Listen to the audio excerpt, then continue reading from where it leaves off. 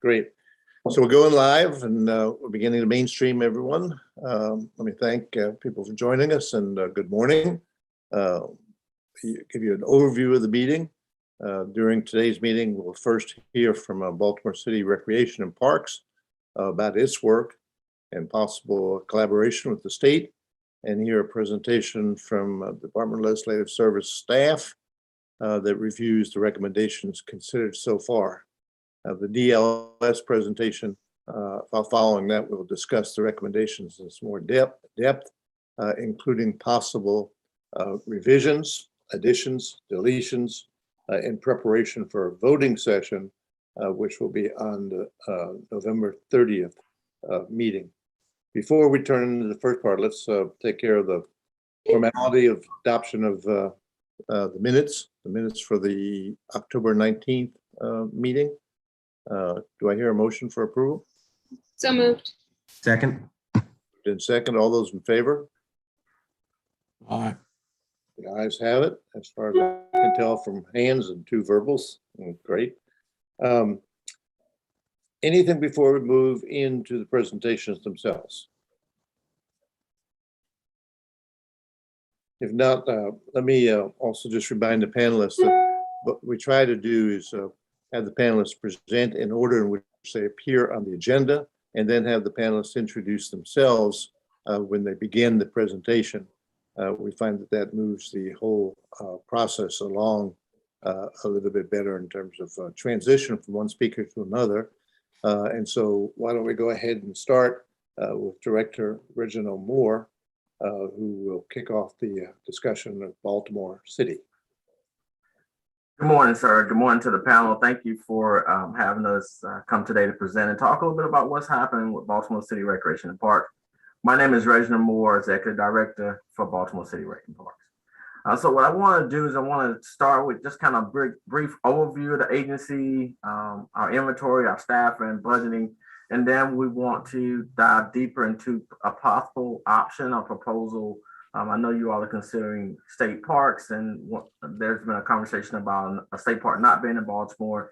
Is there an opportunity for a new park? And I think we have an idea of a potential opportunity of a park that's already existing in Baltimore. So next slide, please.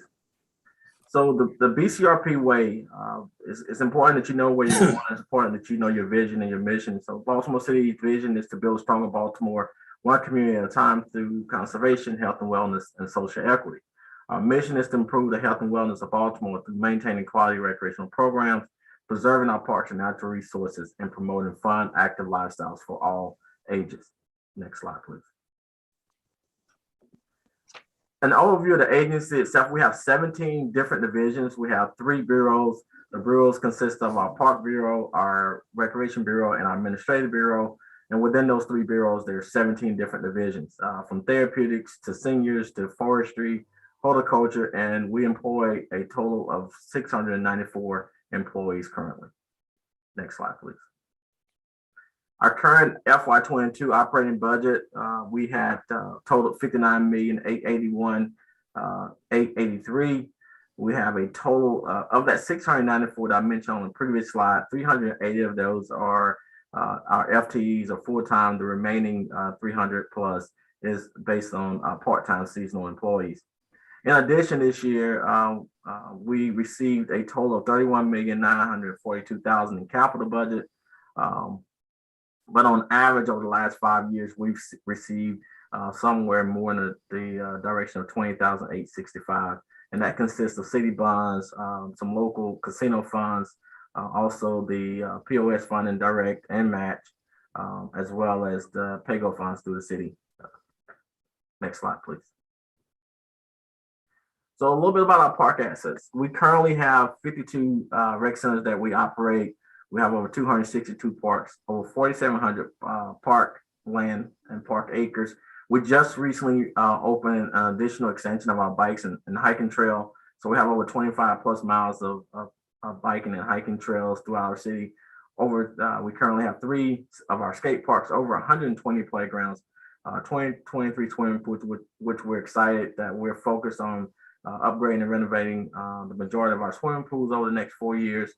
We currently have 5 dog parks, Pre-COVID, we saw over 27,000 swimmers per year, and we currently maintain all trees throughout the city of Baltimore. We have over 120,000 trees that we maintain on a yearly basis.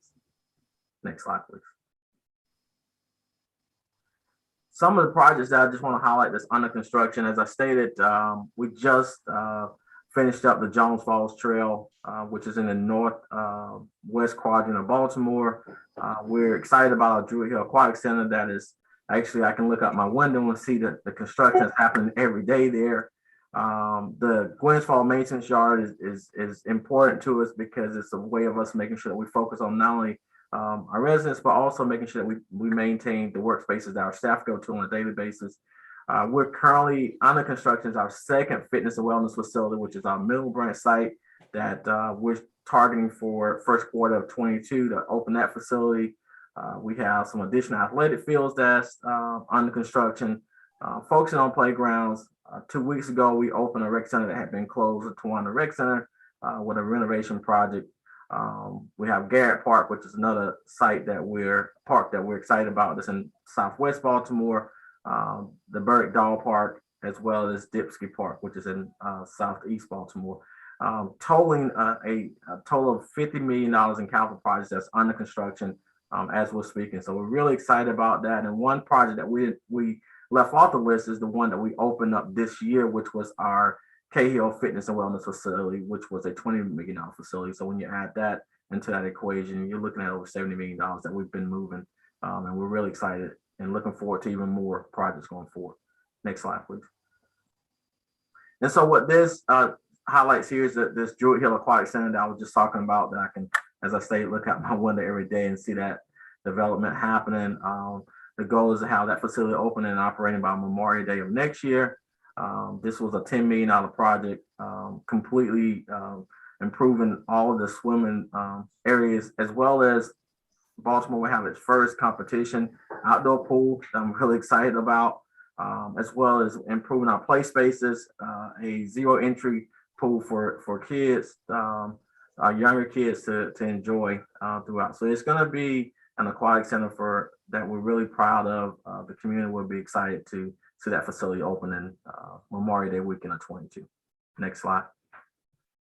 And this next one is our, as I stated earlier, our Middle Branch site that we plan to have open in the first quarter of 2022. This site is located along the Patapsco River. Also, it is in our Cherry Hill community. So fitness and wellness facility. On tomorrow, we will be actually cutting a ribbon on a turf field, which is the 100th turf field by Ripken Foundation. So really excited to have that addition or asset on the property. In addition, we'll be doing phase 2, which will consist of 3 additional natural grass fields, dog parks, outdoor basketball courts, to go along with this 35,000 square foot recreation and natatorium. So some exciting things that's definitely happening in the Southwest area of Baltimore. Next slide. So that was a kind of a quick summary of some of the things that's happening with our agency. But what we probably want to spend the majority of our time talking about is an opportunity for collaboration. When we spoke with Delegate Boyce a couple of weeks ago, and we started talking about different ideas. When you think of state parks, when you think of the many amenities that you consider, one of the things you have to look at is Lincoln Park. Lincoln Park runs through the center of our city. It's the second oldest urban forestry, or second largest urban forestry in the country. And I have with me Adam Boardman, who's our Chief of Capital, who's going to spend some time really talking and diving into Gwynns Falls Lincoln Park and what it has to offer. Adam? Good morning. Thank you, Director Moore. Again, my name is Adam Boorman. I'm a professional landscape architect and the Chief of Capital Development. My division is responsible for the planning, design, and construction of all of our major construction throughout the park system. Next slide, please. As Director Moore mentioned, this is the nation's second largest urban forest at roughly 970 acres. Throughout the next slides, you'll kind of feel that, yeah, you can go to the next slide. Essentially, Gwynns Falls Lincoln Park, it looks, feels, it smells like a state park to us. And there's tremendous assets within it, including historic structures that you see on your screen now. There's a lot of things to explore and to kind of stumble upon throughout it. Next slide, please. There's also some tremendous things being operated within it, including the challenge course. This is our collaboration with the Outward Bound Chesapeake Bay chapter, who operates and maintains this. We actually built the course, but they operate on a daily basis. Next slide, please. There's a number of really bucolic areas. In one instance is the Winans Meadow. It has a Ben Cardin Pavilion. There's really opportunities for passive recreation and hiking and biking and trail use and picnicking and that kind of stuff, as well as active recreation in other parts. Next slide. Carrie Mary Nature Center sits within the park. This is pretty unique for us. This is where we host a lot of nature education, summer camps and that kind of stuff. Gwynns Falls itself is, it's a perfect classroom for all things nature. There's streams, there's trails and woodlands. There's all kinds of biodiversity and opportunities for education. Next slide. Of course, a park of this size and with this amount of acreage is ripe for hiking and biking. The Gwynns Falls Trail is a multimodal trail. It's a paved trail that goes through here. It leads from the Inner Harbor all the way to the county line. This map also shows a number of more natural woodland trails for hiking, but really there's opportunities for exploration and hiking throughout like you would see in any other state park. Next slide. Director Moore mentioned the Cahill Fitness and Wellness Center. This is a 35,000 square foot building. We had a grant from the National Park Service to work on this project. There's a lot of wood involved that was actually harvested in the city of Baltimore, reclaimed and used on the project. It was designed to blend with the surroundings and kind of be one with the woodlands. It's a really spectacular building for us, nothing like it in the city or really anywhere around that I've seen. So for this, this is a new model for us and something that we're very proud of and hoping to continue to program and use very well. Next slide. A couple other projects on my side in Capitol is a new pavilion going at Sloman Drive Athletic Fields.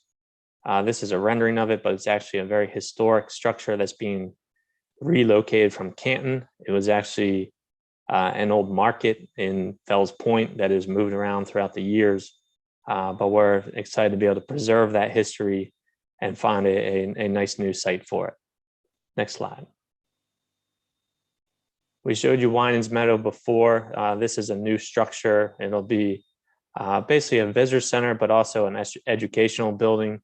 There'll be kind of a lab and opportunities for kids to learn about biodiversity and hydrology and different things that are available, like I said, in this kind of outdoor classroom that is Gwynns Falls Leakin Park. Next slide. What's a park without a campground? This is unique for us. You can go here, you can be within the city limits and really not even know you're in Baltimore City. There's currently a small pavilion and some camping pads, but we're in design right now to improve upon those, expand some of the opportunities here and really make it a destination that we can better program and activate.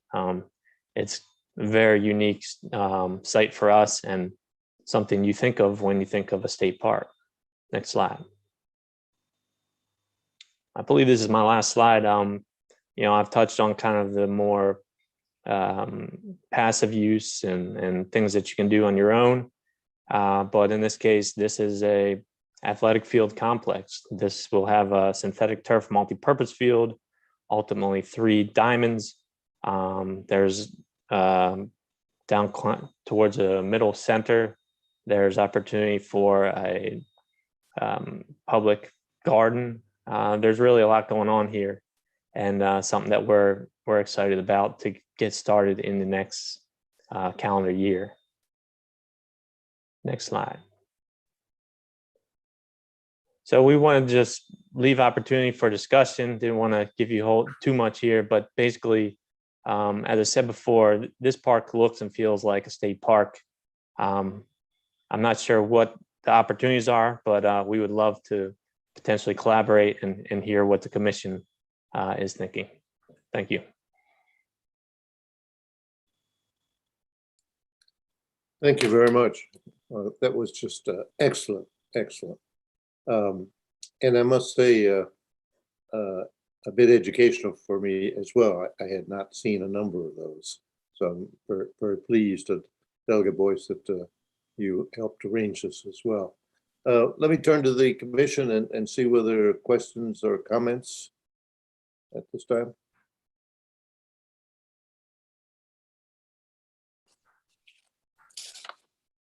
Senator?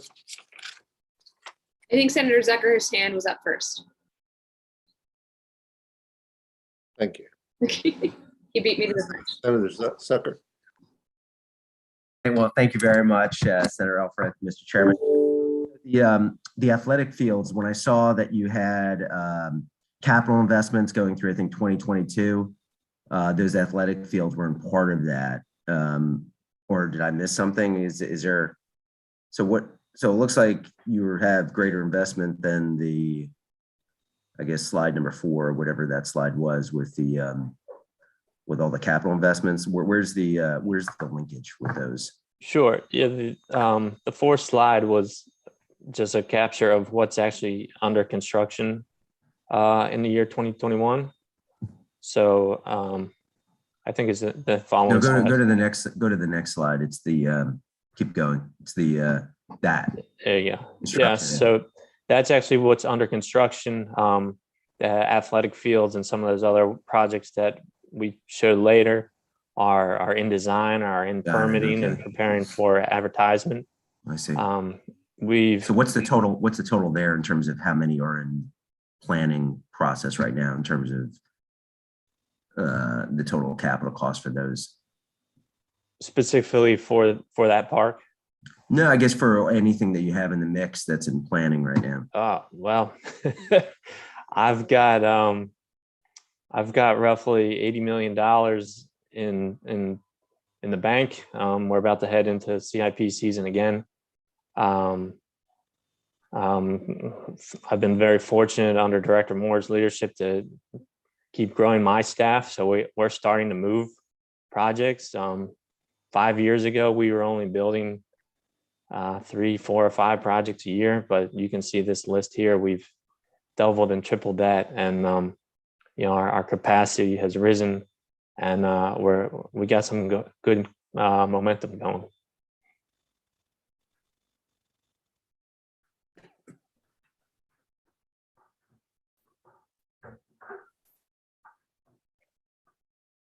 Senator Zucker, may I just say that's an excellent question, and for our colleagues from the city, and one of the things we are looking at is trying to figure how to get better management of the movement from an infusion of additional resources to actually things being finished and open to the public. And at the moment, things seem to move fairly slowly. So we're impressed with that list. I thought it was an excellent question. Senator Alford. I had another question, but Senator Zucker maybe, sorry, now I have 2. I apologize. But Adam, if the athletic fields are in pre-planning or planning, are they also funded for construction yet? And if so, how much? If not, how much? Sure. So that's a great question. We are in stormwater management review right now. So disturbance on that scale requires a lot of engineering and regulatory review, as you're aware of, I'm sure. So we are hoping to bid this project middle or late of next year. I think our delta right now we're about 1.8 million short. We have been accruing funds over the year, but as design progresses and the cost estimates refine, we start to understand what the real numbers are. Thank you. So I appreciate that. And let me just say that is an impressive park. All of the different passive and active activities, it's just a dynamic, vibrant, impressive park. Director Moore, what would an ideal partnership look like between Baltimore City Parks and State Park System for this park? I think what we'll do is we'll have to really sit down and figure out, the operations of the park, maintenance of the park, and just really, I guess, understanding when the two merge, what does that mean? And understand, I think the most important piece is make sure that we're able to continue to maintain the park is number one. Programming will be the second piece. Between our outdoor recreation division that we have, there's some collaboration with the state. And then the third piece is just the monitoring and between the rangers that we're bringing back, along with their support at the state level. I think those are the three areas that we'll have to try to really iron out and figure out how does that look. Thank you.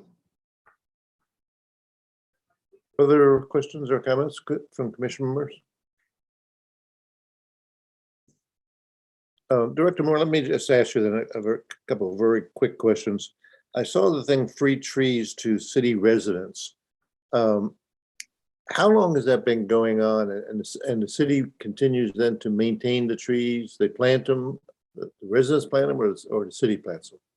So to answer your question, I know it's been going probably way before I got here. I've only been here 4 years, but at least the 4 years I've been here, that's something we've continued to do.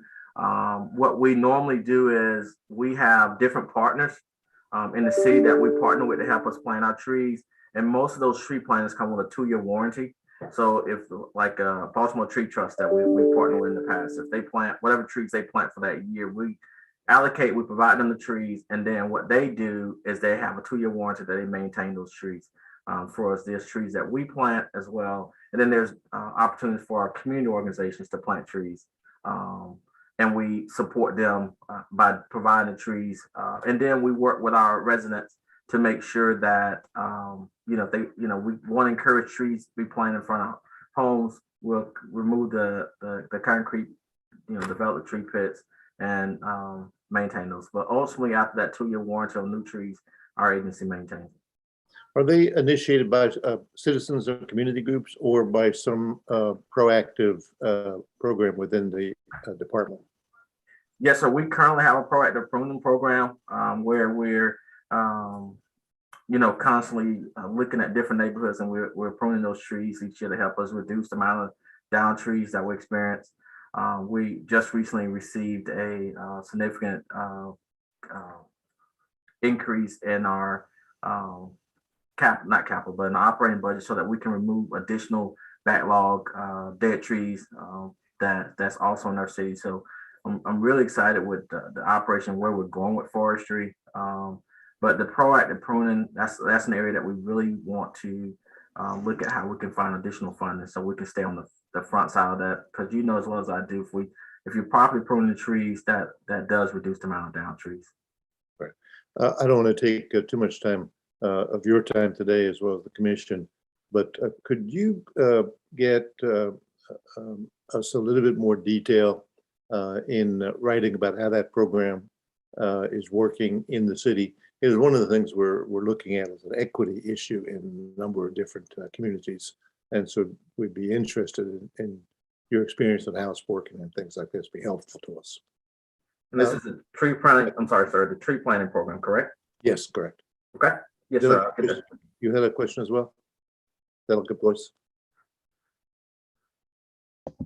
No, I just wanted to elaborate on Director Moore's words. So the city does a lot of collaboration. So for instance, a weekend or two ago, they had a shred day. And on that shred day with the Department of Public Works, they'll also have information about sewage and stormwater. Then they'll have the tree trust out there. Then they've got Wrexham Parks with the mulch. And so it's all free for the community to come and take. And so what they'll have out there is trees as well for community members. They're native trees for them to take and plant at home or nurse them until they decide where to plant them. So it's essentially just a giveaway for residents who are interested. I actually took one home a month ago, but it's fairly popular. It gives people an opportunity to think about potentially wanting a tree, and they do it in collaboration with other departments there, along with other initiatives to kind of get people to think about trees, but think about trees in the more kind of global aspect as it relates to stormwater management and all these other things. So I just wanted to put that out there. Great. I'll tell you, I'm, as the commission members know, I'm very inclined toward this type of program, but the thing I find most interesting is the scientific study has just been released that said a mature urban tree will absorb the emissions equivalent of the air conditioners in 10 homes. And if you think about that one tree, what could be done there as well. So I mean, I think that's just excellent. I had, unless the commission member has nothing, I have one other real quick. Did I hear you say that part of this is funded by partnerships with foundations and nonprofits? No, sir. What I was saying is that each year in our budget, we're allocated money for trees. And what we do is we'll partner with nonprofits and we'll, pay them a small fee to help us plant trees and to maintain those trees. Like, Blue Water Baltimore is another one of those nonprofits that we work with. So that's one of the approaches that we take to help us and, make sure that we get those trees planted each year. And do you have nonprofit support for other parts of the department's programs? Yes, sir. We work with our different foundations on different programs, and we do receive some nonprofit foundation funding for various areas of the city, even with trees, with our out of school time programming. We recently just received $1 million from this past summer from Family League to support our out of school time summer camp programming. So we definitely continue to work with our nonprofits to provide services for our residents. And one other thing I would like to highlight real quick for you is another one of our big focuses is our zero waste program in Baltimore. So unfortunately, we do have these storms that come through, and what we've created is what we call Camp Small. It's one of our locations where when down trees happen, instead of them just going into a landfill, they go into our Camp Small, and we use those trees to either mulch that Delegate Boyce was talking about that we give to the community. Also, as Chief Adam Borman stated earlier, the Cahill Rec Center, we actually did the milling of that internal paneling of our rec center in Cahill at Camp Small, so that there's a sense of Baltimore throughout that rec center. So we're really excited about our zero waste program and what we're doing there. And then we work with furnishing companies and others to sell off those trees as well. So we're really trying to make sure that we have a zero waste program when it comes to our trees, and which helps us prevent the amount of overflow in our landfills. Great. I don't want to give you too much homework, but one other quick question. If it's not too much short, could you send us a quick list of maybe the nonprofit or foundation support you received in the last several years? We are looking at this approach as to complement, not replace, state commitment, and urged on by the representative we had before us from the U.S. Park Service as well. And so I think it'd be interesting to see what you're apparently successfully doing here. And did I see in the park that there were areas that were not connected? Did you have gaps? And it looked to me on the map like there were some gaps on that, on the Gwynns Falls Park. You want to answer that question? You're talking in terms of trail network? Yes, or no, it just looked like part of the land was had a gap. But if you could go to the large map that you had, keep going. Yeah, maybe the trails map. This one? Yes. Up in the left corner there, it looks like that section is wide open between, if the green is the park, Mm-hmm. the gray is not parkland, is it? Yeah, the gray is mostly developed neighborhoods. surrounding all sides of this park. Single family and various other types of housing. Sure. Some of the areas in green that aren't, you're not seeing a lot of trails or anything. It really comes down to topography. There's a lot of undulation and steep slopes and limited opportunities in some of these areas. Okay.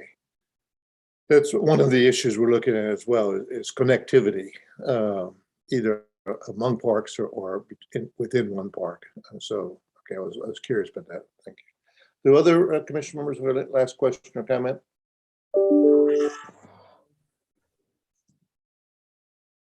Well, hearing none, let me thank you all very much, and I apologize for giving you this extra homework, but we're coming to the home stretch, and it'd be good and always nice, I think, to be able to say, hey, we're doing some good stuff and hold it up for us as well.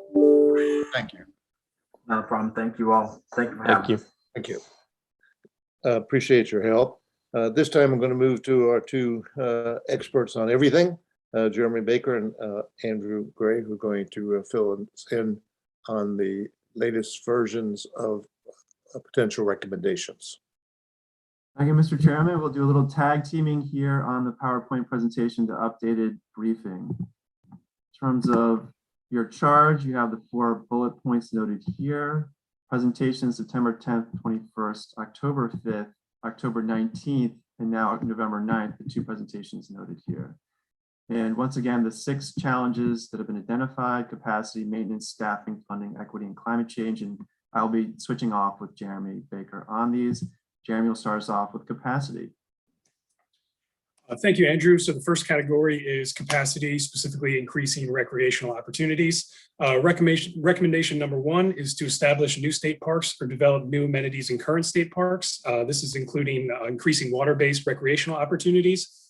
DNR would coordinate this effort with the creation of a park comprehensive long-range strategic plan and determine the locations using the park equity tool.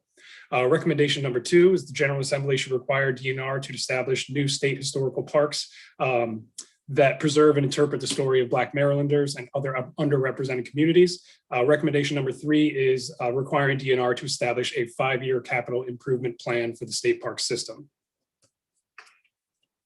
Number 4 involves increasing the availability of recreational opportunities in other state-owned areas. Number 5 involves possibly redesignating state park system areas as official state parks. Recommendation number 6 is to investigate establishing a new state park in Baltimore City that provides new recreational opportunities. Oh, I'm sorry. Number 7 is having DNR investigate the possibility of providing improved access to privately owned land in the state.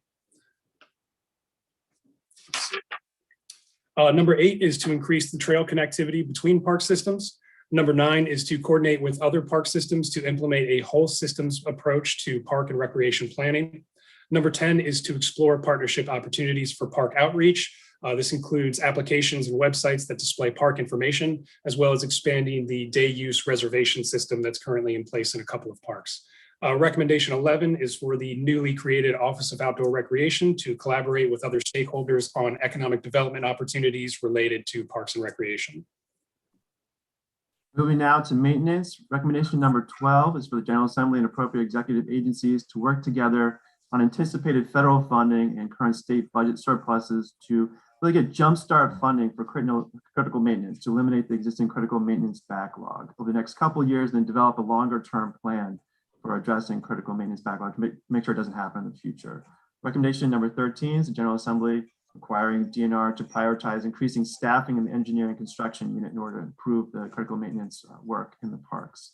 Recommendation number 14 is to require DNR to modify the critical maintenance program to provide for historical and cultural resources primarily. Recommendation number 15 is for General Assembly to require DNR to establish and publish on its website a list of maintenance projects in order to kind of provide more information to the public about where projects are in the queue. Recommendation number 16 is for the General Assembly to require DNR to coordinate with the Department of General Services on the development of an asset management system. The idea here is that we're not quite sure what all of our needs are in the parks. There's been a lot of talk about what exactly is the critical maintenance backlog amount. This would help address that concern. Recommendation number 17 is the General Assembly should consider making significant one-time investment to address capacity projects. So this isn't critical maintenance so much as it is just addressing the capacity concerns in the parks, one of the main charges for the commission. Recommendation 18, the General Assembly should require DNR to work with Department of General Services on in-house contracting. So DNR would increase its capacity from $50,000 to $100,000 for project management. This really reflects the kind of increasing costs over time inflation. Therefore, current $50,000 projects really do not allow for DNR to have the flexibility to do the work it needs to do. Recommendation number 19 is require DNR to consider the need to outsource capital development projects. This is if DNR is not capable of addressing those, and this could be particularly new infrastructure funded by the Natural Resources Development Fund. This could potentially be outsourced to the Maryland Stadium Authority to the degree that positions are provided for that purpose. Recommendation number 20 is for General Assembly to require, or this is concerning staffing, excuse me. General Assembly should require DNR to increase the number of full-time employees by 100 permanent classified positions over the next 2 fiscal years, with additional funding to support those positions, such as vehicles, equipment, offices, shops, and other necessary supports.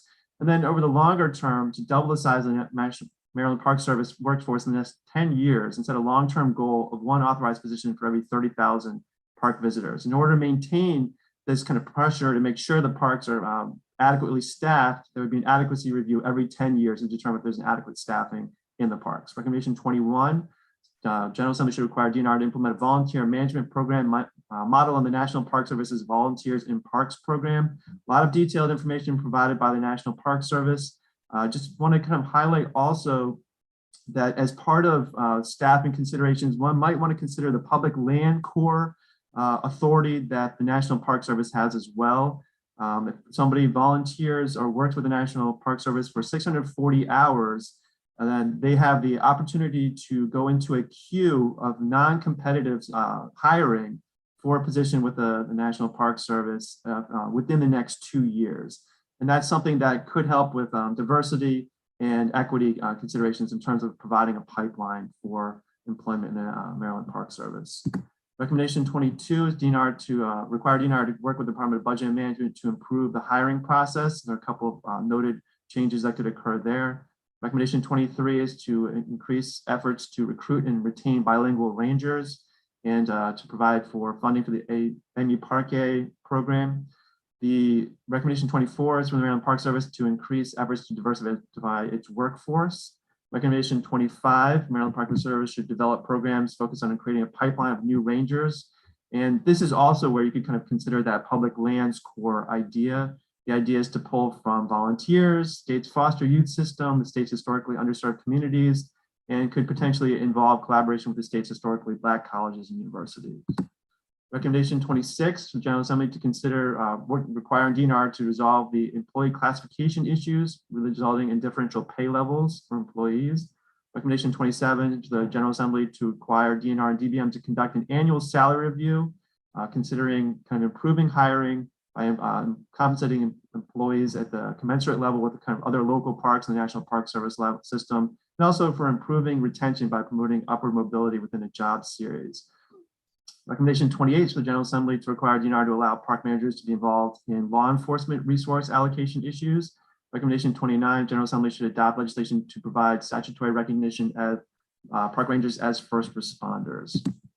Now moving on to funding, recommendation 30 is General Assembly should, and there's 2 options here for the commission to consider. This concerns the transfer tax repayment funding. One option is to maintain the current transfer tax repayment schedule and to consider a future modification of the transfer tax repayment funding to allow for state park operations and the critical maintenance program. But then you could also consider modifying the repayment plan now. This would be for the funds that were diverted in fiscal 2006 and between fiscal 2016 and 2018. So that's around $174.1 million that's left over. And that could be allocated to a greater portion of that funding could be allocated to state park operations and the critical maintenance program, and then also consider a change in the formula looking forward. So 2 options there for you to consider. Recommendation 31 is for the General Assembly and appropriate executive agencies to collaborate on a dedicated funding source for the parks system. Obviously, there's the Forest or Park Reserve Fund, kind of fees generated by people coming into the parks and using its services.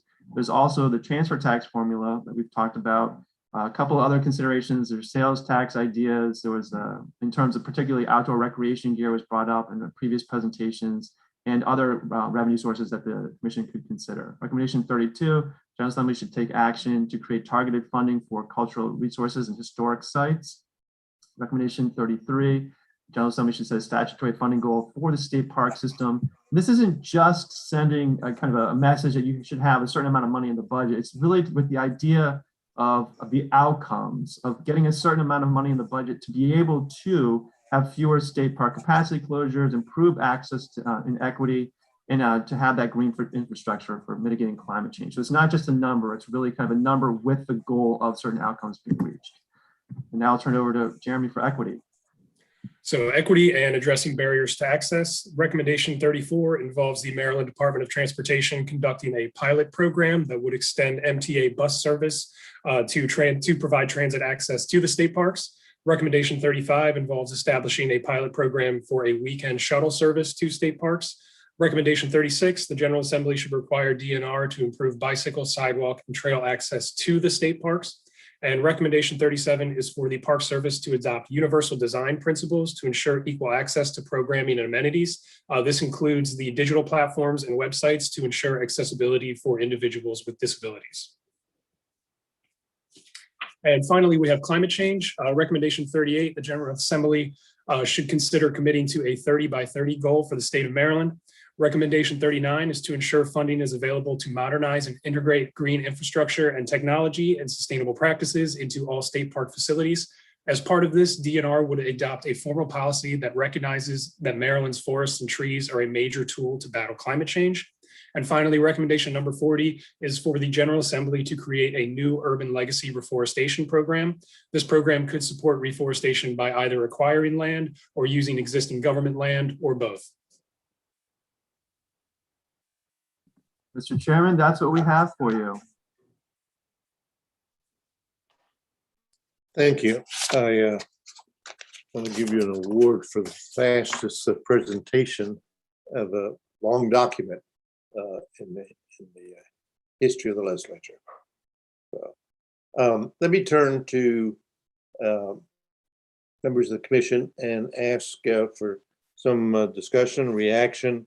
This would be a good opportunity for us to have more of a not just overview, but concerns on specifics or whatever, because at our next meeting we will be moving toward a voting session on some of these items. So I'd ask commission members if they would go ahead and volunteer any thoughts or comments or questions at this stage.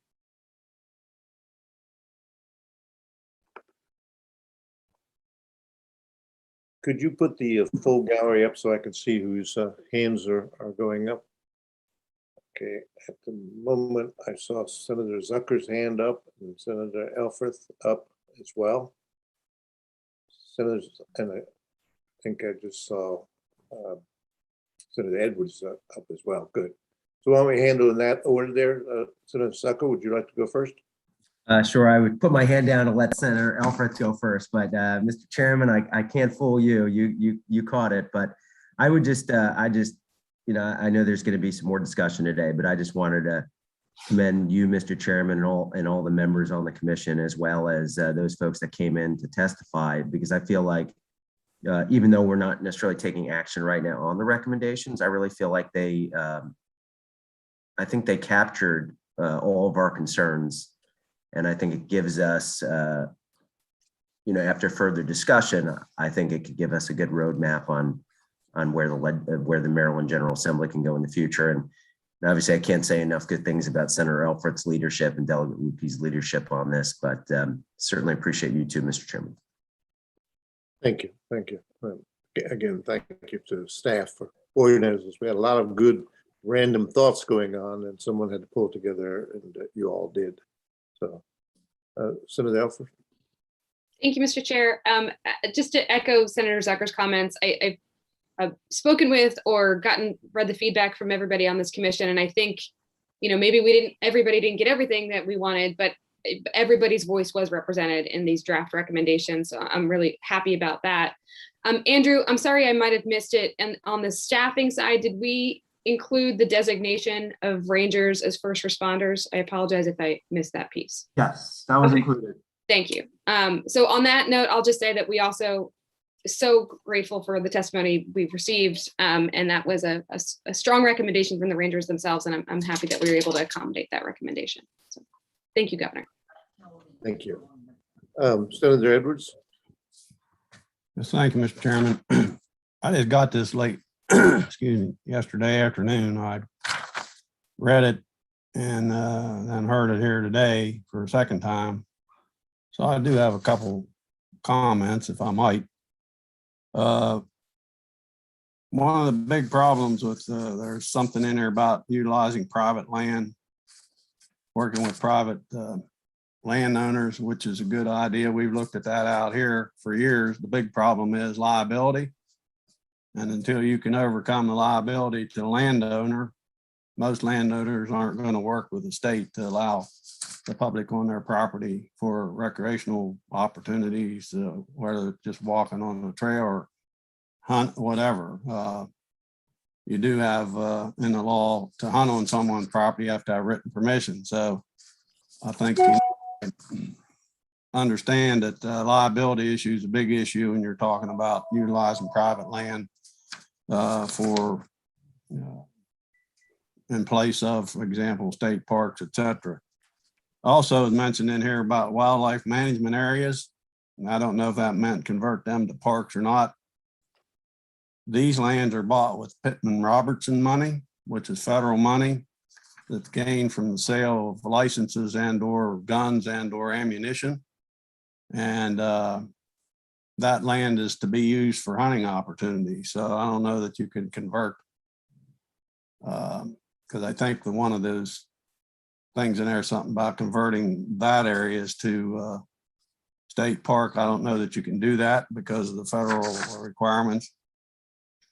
I think increasing the amount of money that the department can spend without approval from 50,000 to 100,000 is a great idea.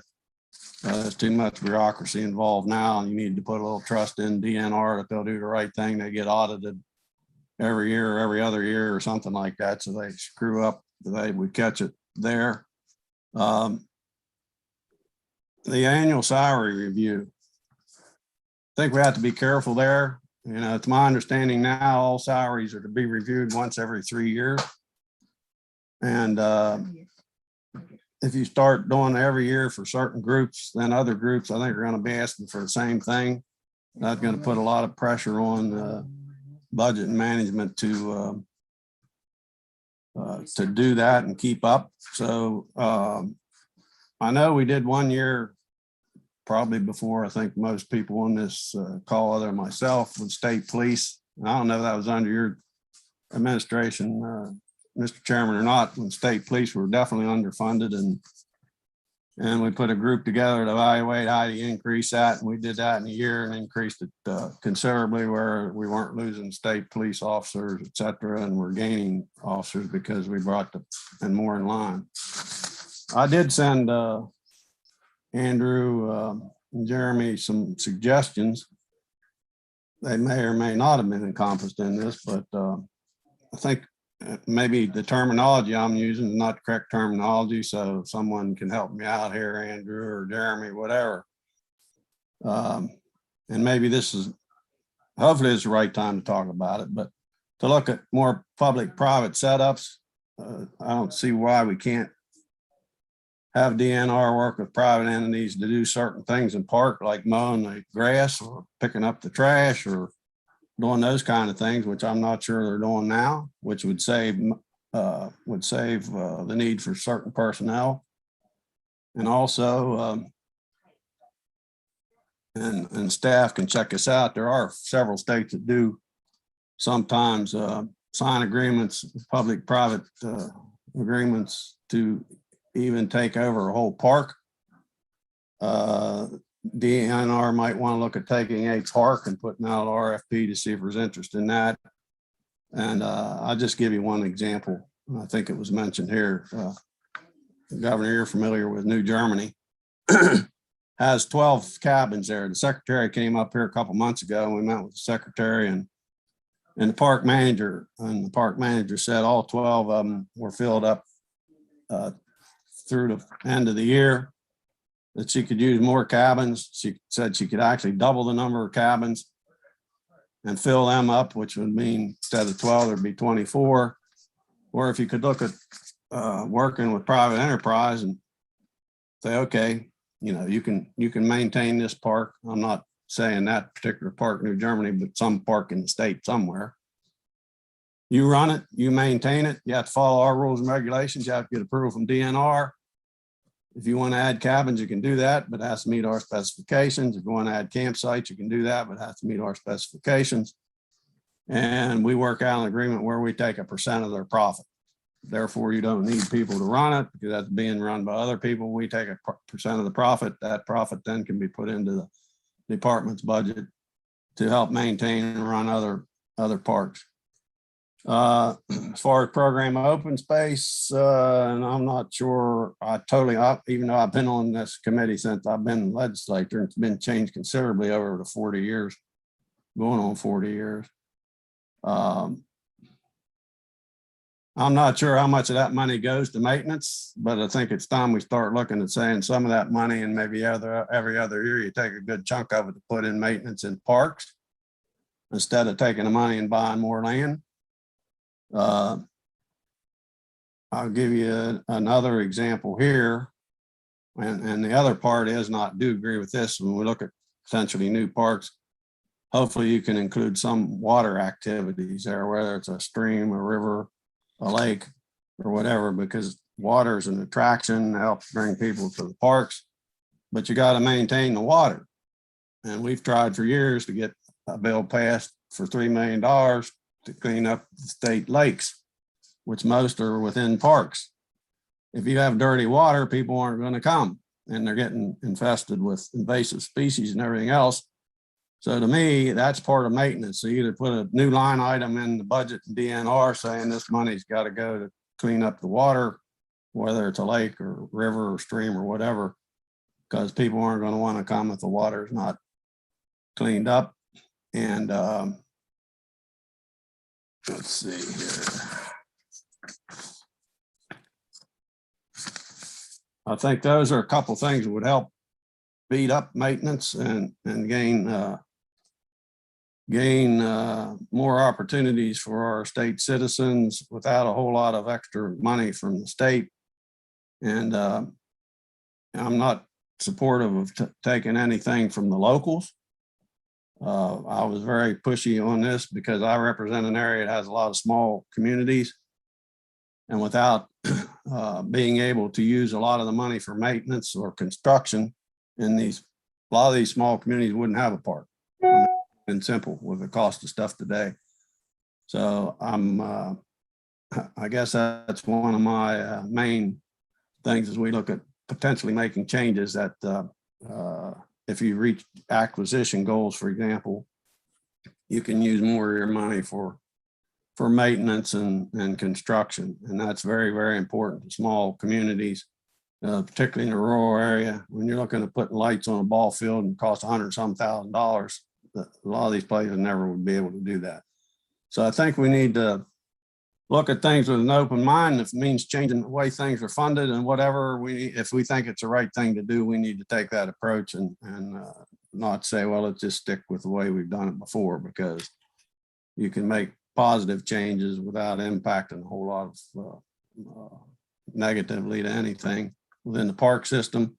I also said you could take some state forest land, find some of that and turn it into parks, which there's plenty of ideal places to do that.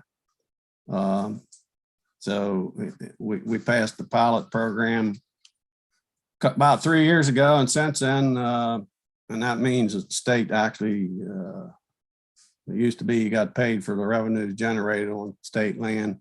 You got 1% of that. We changed it. That allows at least 5 counties. We tried to get it for the whole state. We couldn't get that through, but that way, they're in essence paying the county's taxes, which is fair. It's the fairest approach, I think. And in Garrett County, which I'm very familiar with, over the last 3 years, they bought at least 4,000 to 5,000 acres of forest land. And they're looking to buy another 3,000 acres of forest land, which is more additions in 3 years than a lot of counties have state land. So we need to maybe look at spreading this a little more throughout the state. I believe in buying land if it fits your master plan and it's environmental kind of a thing that needs to be preserved. Not just to buy it to say we're adding to the number of acres the state owns and trying to meet some goal in the future.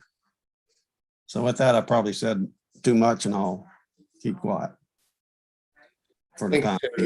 That was very helpful. It's good range of issues as well. I appreciate that. Delegate Boyce, I think you had your hand up before. Yeah, something's wrong. I keep putting up my hand and something is taking it back down, but I think Delegate Lukey was next. I'll go after him.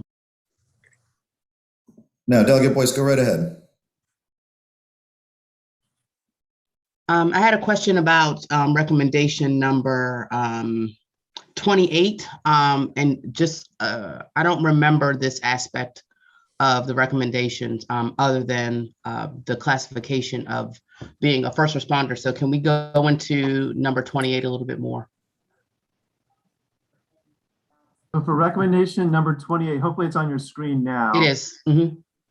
So one of the concerns, historically, the law enforcement officers were rangers. Park rangers did the law enforcement in the parks. They had law enforcement capabilities. Back in around 2003, after one of the recessions, the park ranger officers primarily were moved to the natural resources police. And therefore, you did not have law enforcement. The majority of the law enforcement capacity in the parks was moved out of the park system in terms of the actual officers being able to do that work. So then natural resources police, which has a statewide remit, was then also doing law enforcement in the parks as well. So that was done as a budget consideration back in 2003. The Maryland Rangers Association notes that there are a certain amount of incidents that occur in parks, that parks are sort of like our society as a whole. There are good places and there are places that are having challenges. And so they would like to have more opportunity to talk about what the law enforcement resources or what the needs are in the park. So kind of broaden that conversation with the natural resources police in order to be able to address some of the concerns that they're seeing in the state park system. I mean, it then certainly brings up questions about first responder, because that could also mean different things. I know what it means here in this sense of emergency response, but it could also mean if they don't necessarily end up having these powers and they don't really have them now, how does then first responder, how much more can it be defined in that they're first on the scene, but not necessarily individuals who can, I guess, fully act out certain duties if there is an incident and if the state police or the local police of that jurisdiction wouldn't be able to get there in time. So I think what could happen in this situation is perhaps there's more discussion, or it kind of opens the discussion for the Maryland Park Service to be able to talk more to the Natural Resources Police about where officers perhaps are stationed, when they might need them. I don't know about individual incidents that may not necessarily be covered by this particular recommendation, but in general, kind of gets that conversation going to make sure that our resources are allocated appropriately. thank you.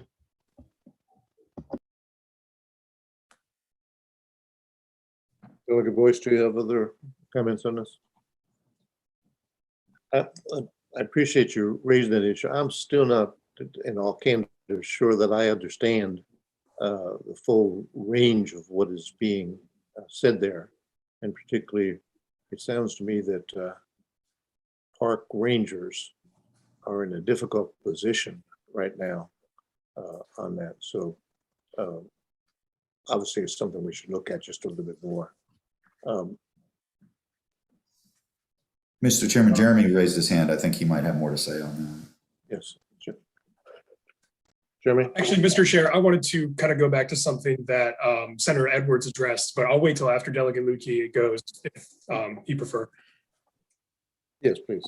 Delegate. I was just gonna, I appreciate the comments. First of all, Mr. Chairman, just to confirm, we're not finalizing these recommendations today, right? So we're finalizing them at the next meeting. So there will be opportunity for members and stakeholders to weigh in and offer commentary on them between now and then. That's right. The meeting where we're hoping to encourage votes on recommendations will be November 30th. November 30th. Okay. So I mean, just to come back to the Senator Edwards' comments, because he raises some points that I think are worth discussing, although, I take a different position than him on a couple of them. On the issue of park privatization, I think there's a challenge, as the senator points out, with language, right? Because to some of us, the words public-private partnership and privatization suggest, wholesale turning over state parks to private entities, which is something that, just from a purely ideological perspective, I would oppose. Now, I think there are opportunities for the State Park Service to look for potential concessionaires in different parks. I think that, the concessionaire program is underutilized. It's very successful at places like Assateague, where the beach umbrellas and, things like that are done through a private concessionaire. But, I think there are opportunities for that. But I do, personally think that we should not really consider privatization of existing services unless and until we adequately fund those services, right? It's hard to say that the services have failed if we're the ones who failed in providing the support for them. But I mean, point taken. And then on program open space, there's multiple conversations, right, about program open space that are happening in the context of this commission and other efforts. I think the intent of program open space is and has always been the preservation of open space. It is a fair critique that open space then needs to be maintained. My preference would be that if we do so, we not take that maintenance funding out of program open space dollars, but that we find another source for ongoing maintenance to make sure that we're maintaining these properties. That said, I think it's a different conversation when it comes to the open space repayment. And I do think there's a conversation that needs to be had with program open space about the lack of funding for projects in urban communities out of POS dollars. Because, while I'm a strong supporter of ag land preservation, a strong supporter of rural legacy and of the heritage areas, there is a notable lack in program open space spending on things like pocket parks and community gardens in urban areas and things like that. And I think that's an inequity. I think it is a political football to open that conversation about program open space, but I don't know how we tell our residents who are paying transfer tax when they buy a house in every community in the state that their community doesn't get to see part of that money. And that's a conversation worth having in addition to the maintenance conversation. Thank you. I think that shall be probably one of the most complex issues for us to reach some type of a conclusion, both substantively and politically. But you're right, we need to have the conversation and see whether there is some direction we can move. Jeremy, do you have something you want to add at this time? Yes, Mr. Chair, I just wanted to circle back to Senator Edwards's point about the use of private land and liability, and just wanted to kind of put the legal standard out there so everyone understands just the sort of liability structure in the state. So Title 5, Subtitle 11 of the Natural Resources article actually encourages private landowners to open up their property for both recreational and educational purposes. And it does so by limiting the legal standard for liability. For example, the landowner is not required to keep the premises safe for recreational use. They don't extend any assurance that the premises is safe. They don't confer upon anyone who comes onto their land the legal status of an invitee, and they also do not assume any responsibility or incur liability as a result of any injury. So basically, this is all predicated on the private landowner not charging people who come onto their land for recreational and educational purposes. If there is a charge, then the legal standard changes and there is a liability, but for willful or malicious conduct, which is a pretty high bar to establish in order to incur liability. So basically, if you're not charging anything, there is a very low standard of liability. There's a slightly higher standard if you are charging. But I will mention that it does not count as a charge if the private landowner is leasing the land to the state or the local government. That consideration, that money that the private landowner would receive, does not count as charging the person coming onto the land. So the lower standard of liability would apply. And in that case, the private landowner would still be able to benefit in some sense or have an incentive to invite people. Thank you. Senator Edwards, you had additional comment, and then we'll go to Senator Elfridge. Yeah, I appreciate Jeremy's upgrade, whatever, on liability issue, but I go back to when we were looking at one out here and it didn't get through because there was concern about liability, and that maybe when the law changed or we got stuff in the law to do it, but still most property owners when they're dealing with the government aren't too thrilled sometimes with working with the government. I want to make sure that they're protected thoroughly if they get on board with that. And just go back to Delegate Lukey, I appreciate your comments. And that's why I said at the beginning where they call it privatized or whatever. An example is Rocky Gap, where you have the casino who has an agreement with the state to lease that facility, whatever. And they also run the golf course.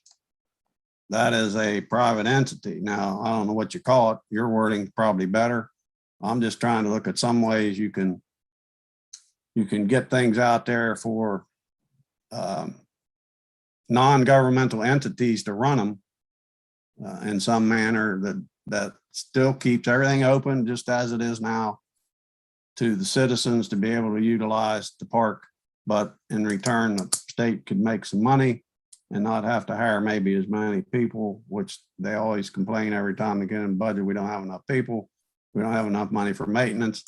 And oh, by the way, we got $63 million of critical maintenance we have to tend to. That should be number one on the priority list. And I would hope the governor, since we got what, $2.5 billion in the bank, maybe take 63 million of that and put it into taking care of the critical maintenance at this point, and then hopefully we can keep up in the future on the maintenance.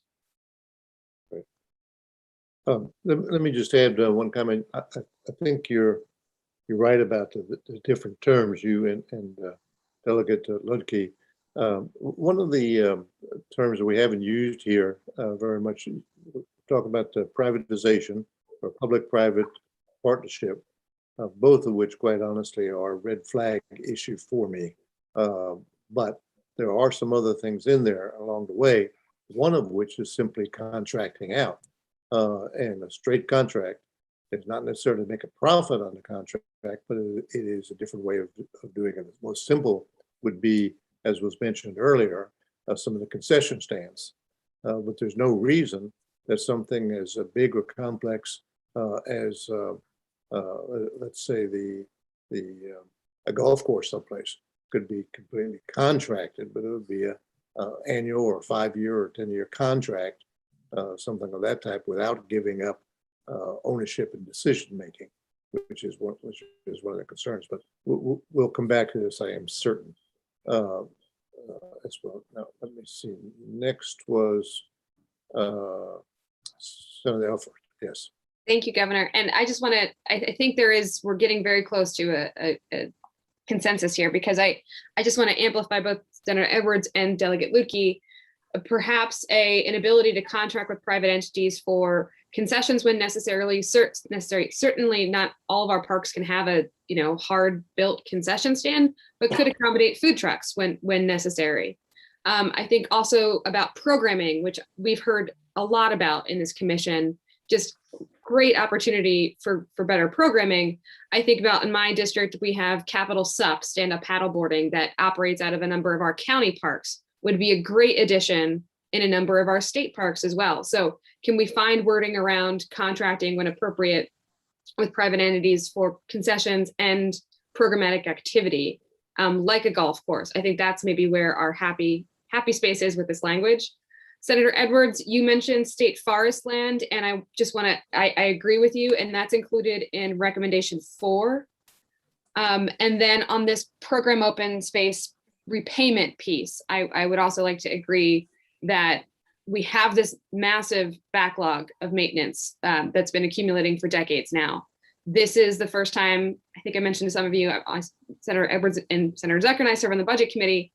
We received a briefing a couple weeks back. The first time I've ever heard the words structural surplus, which is very exciting. And I think the right opportunity for us to make this investment and get a great head start on tackling that backlog of maintenance. When I speak to folks at state parks and the rangers, though, that $63 million number is just the floor of almost a Band-Aid. And I think there are other opportunities for some other capital projects in our parks that, you know, are not huge capital projects, but would increase the value and reach of those parks. So I don't want to put a number on it today because that number sounds a little scary, but I think we have to think a little bit more than just the 63 million in backlog maintenance and think about, like we heard today in Baltimore City, if we are to take on that opportunity, can we help fund the athletic fields at that exciting opportunity in that park? Projects like that, I think we have a once in a generation opportunity to make this investment, and I wouldn't want us to lose it. Thank you, Governor. Governor, you're muted. Trying to do that because I have these 2 little pups here, and every so often they just start barking for some reason. But thank you, Senator. Let me just say, I agree with you about the structural deficit. For the longest time, when I was governor and county executive, I thought that was one word. I didn't know you could have a structural surplus. And no matter what you were talking about, retirement funds, this fund, that fund, we have a structural deficit that you would have to worry about. So I agree with you. It is interesting. I would also add, relative to your comments, that Delegate Luke and I had a conversation with the leadership of the House, the fiscal leadership as well. And they're, all 3 of the participants seem to focus a little bit on that structure, about the immediate capital improvements. And all of them volunteered for their own perspective that the 60-something million figure was an absolute minimum and didn't even really reflect, number one, all the programs, but number 2, the inflation and other costs that are probably going into what the repair value, replacement value is now. And I would add number 3 is elsewhere in the report, we had the recommendation for a focus on sustainable construction and sustainable activity. And elsewhere, we also have provisions for much more effective access, electronic interaction on. You put all of these together, the cost, I suspect, absolute minimum over $100 billion. And I'm not the fiscal expert, but I think that that's the neighborhood we're probably looking at. I didn't want to have to say those words, Governor, so I'm glad that you did. See, who else said that? Delegate Loki, since you were part of that meeting, obviously organized it for us with the House fiscal leadership, did you want to add anything to what I said? No, I mean, my impression of conversations going on in both chambers is that there's broad support for, you know, at least the in concept for some of the recommendations we're making here, and particularly for dealing with that maintenance backlog. I think the remaining question for us, which is a challenge that we don't really have an answer to in these recommendations, is how does an agency which already is understaffed in its engineering construction unit roll out this scale of maintenance backlog corrective program plus the new amenities and new parks we're talking about in a relatively short period of time. I think the recommendation for significant expansion of the engineering construction unit within DNR is a key recommendation. But I do think there's broad support for these concepts, both in the public and among leadership in both chambers. I would say I'm really curious to see if DNR has specific responses to any of the items here before our November 30th meeting. I'd really be interested to see if they have, in particular, detailed commentary, because that would be helpful in informing the recommendations from my perspective. I agree with you, and hopefully staff can put something together on that and ask it in a fairly formal manner. I think that would be helpful. I might add, there were a couple conversations about the Maryland Stadium Authority, and part of the discussion, I can't remember which group it was. I think it was the House leadership, but part of it was the discussion that the Maryland Stadium Authority is being hard pressed now by a number of different projects, and almost like anything that comes up like this that's beyond the capacity of existing bureaucracy, they'll say, okay, let's have the Stadium Authority do it. And I think they said some of the school reconstruction in the city is being done by the Stadium Authority. I recall the first time that we proposed that was actually for the construction of the Comcast basketball stadium over at the University of Maryland. And I think that was one of their first non-Stadium Authority assignment, not non-football or baseball. And it went over very well. But what happened was in the next several years, just about every campus stepped forward. And I remember the ones at the Towson and at University of Baltimore and a couple of the graduate school ones. And so they're almost a super construction arm for the university system now. And what we should keep in mind, not that it poses any problem, I think it's a great idea, but it's going to impact the nature of our fiscal recommendations here. As I understand it, their kind of policy guideline internal, I don't know if it's written or whatever, is that they're only willing to take on a whole new construction area if there is a guarantee of at least 3 years funding for the personnel that would be needed to administer that program. I think that makes sense and makes sure a project moves from just a proposal, we'll let the Stadium Authority do it, to actually getting it done. And they're not talking now about the construction cost itself, as I understand it. They're talking about the increased personnel costs that they would have within the Stadium Authority. And so I'll just toss that out and we keep that in mind. I personally like the idea of the Stadium Authority for the larger projects. And I've seen them on so many different levels. When they did the campus thing, for some of our smaller campuses, they did in the big picture things relatively minor, maybe a $5 million project. But from the campus perspective, it was almost impossible for them to contemplate how to do that. They didn't have the internal people. And so I think it makes sense, and there may be other agencies as well. And one of the things I think when we ask the DNR, we should specifically also ask them about this idea of some type of contract arrangement for the implementation of the larger projects. And that's totally separate from the issue of privatization, public-private or whatever. Other questions or comments at this stage? Sarah? Thank you, Governor. Just side chatting with Senator Zucker, we would like to make the suggestion, since we were discussing so many agencies here, Stadium Authority, DNR, DGS, DBM, could we formally request comment from the agencies mentioned in the report by perhaps November 23rd, which gives us then a week to review that comment. Unfortunately, that's over Thanksgiving, so we'll all have a very happy Thanksgiving.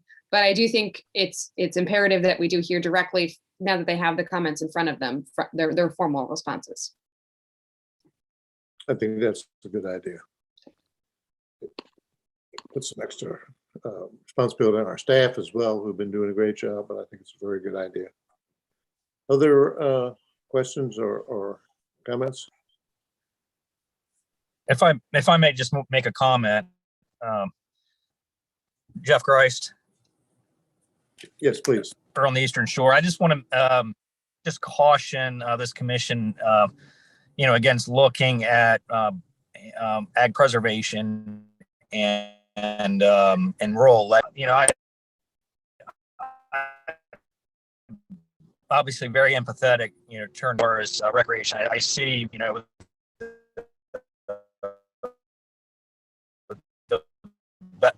how backed up, during those hot days during the summer in area for more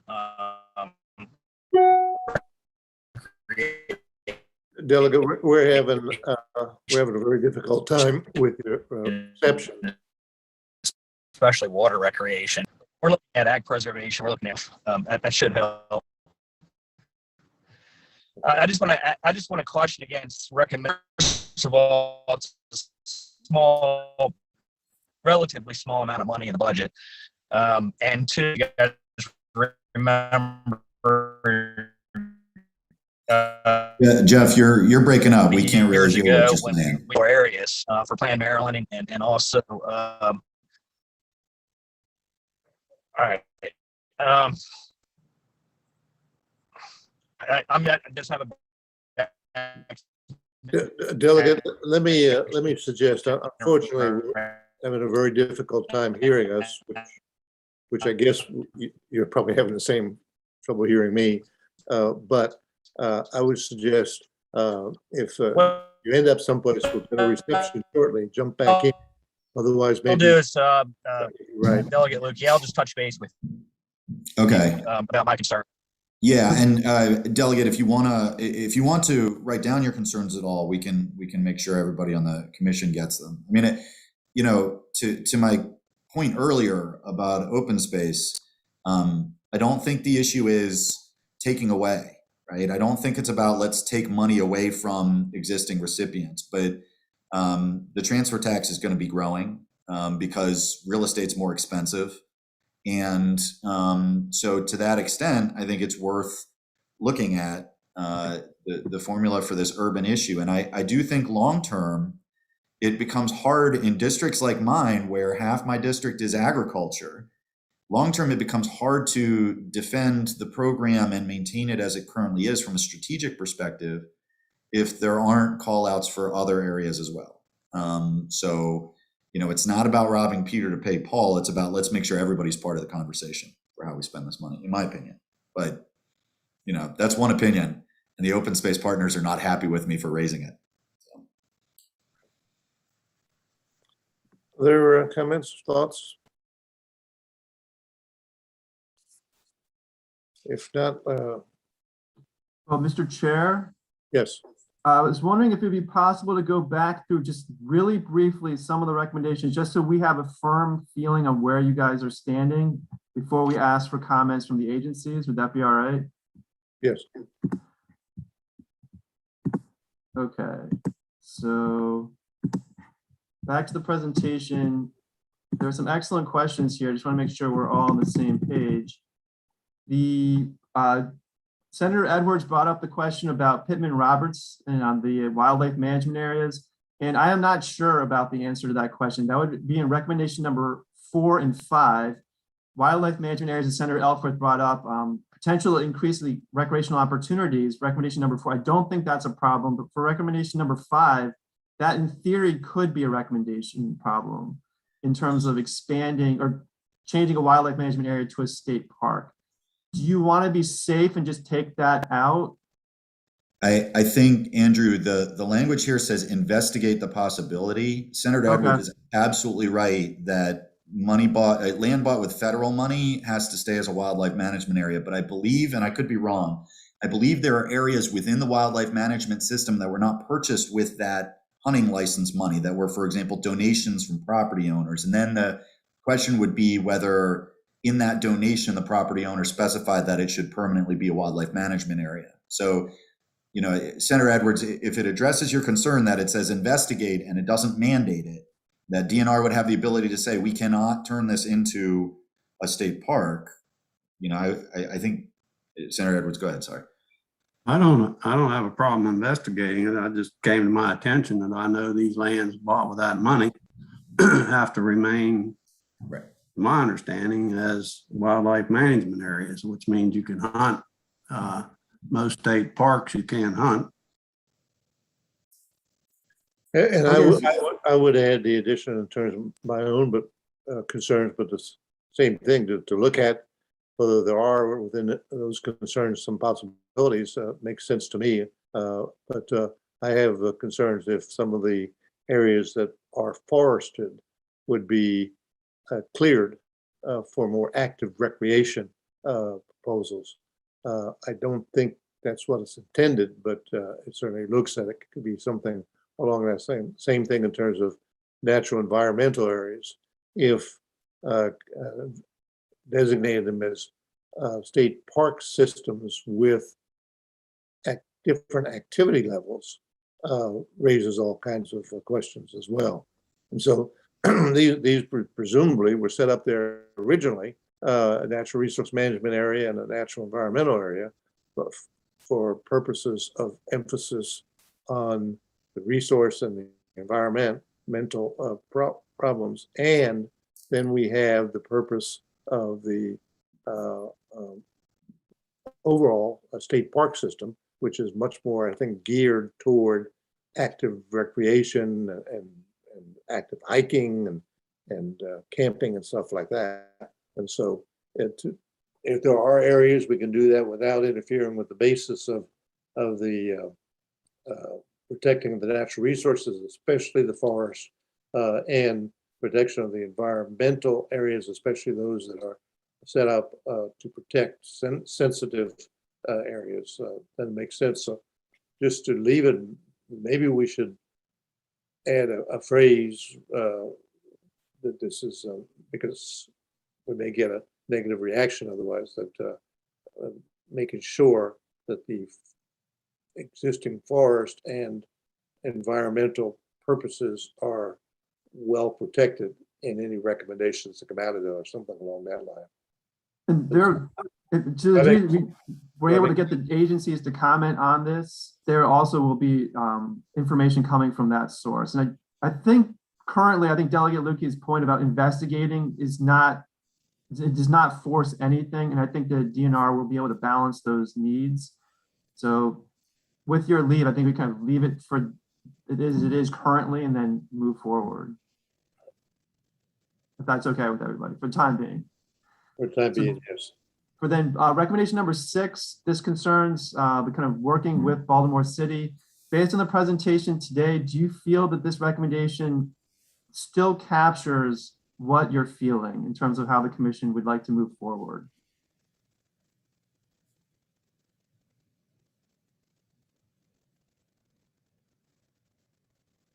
I would say no. I know just prior to the meeting, we talked about this. I mean, first of all, Baltimore City is landlocked.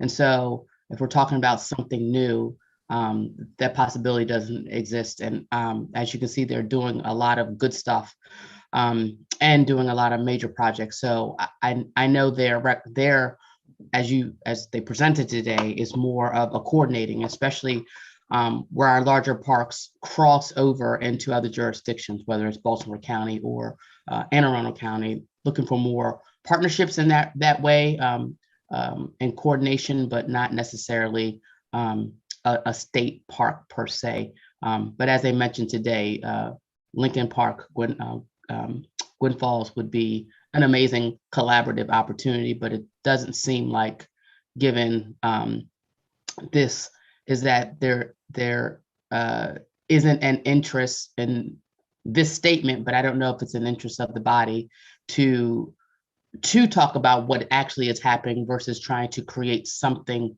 totally new.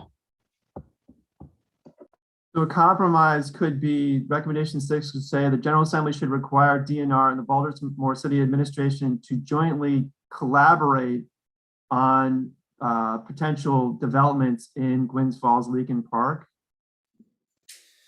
Can I make a suggestion? Could we submit this recommendation in particular for comment by the Baltimore City Administration and Baltimore City Rec and Parks?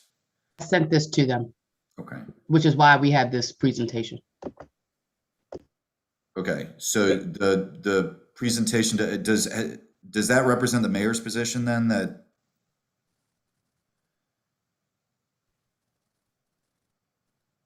I would have to triple check, but I'm sure it would be, as that's his agency head, but we can check back with the director. So we'll check on recommendation number 6. Thank you. It seems to me, in listening to some of your comments and questions, reflect the same thing. Perhaps the wording could be kind of, for lack of a more sophisticated term, juiced up a little bit, in the sense that there's more going on there than I think most of the public, but certainly myself, is aware. And then secondly, in terms of collaboration, there's, I think, more opportunities there. So I'm not sure exactly how to word it. Certainly moving away from jointly investigate. And I think, Andrew, you're right on that part. But just in general, we can get a little bit more excitement in number 6. I think it would reflect what's going on and what the potential is. We'll work with the Baltimore City Administration on that recommendation. Thank you. Then the next one that I was kind of trying to circle back on, recommendation number 17. So Senator Edwards had concerns about water-based recreation. This is that recommendation where you guys are talking about putting in an investment to reduce capacity closures in that particular area. Then recommendation number 19 concerns the Maryland Stadium Authority. This is the idea of potentially having the Maryland Stadium Authority doing some work or coordinating on new infrastructure projects if additional positions are provided. So are you comfortable currently with recommendation number 19? There was some discussion about that in this meeting.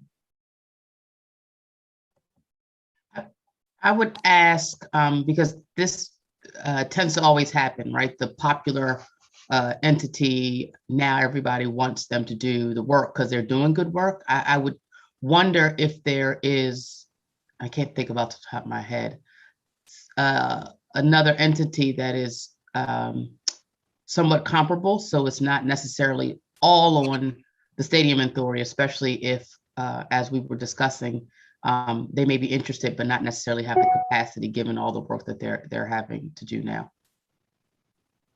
I think that's what Andrew had mentioned earlier, that we should refer this to several like agencies, DGS, for example, and see whether there are others interested in the approach. Is that what you were suggesting earlier? That was actually Senator Elfrett's recommendation, excellent recommendation.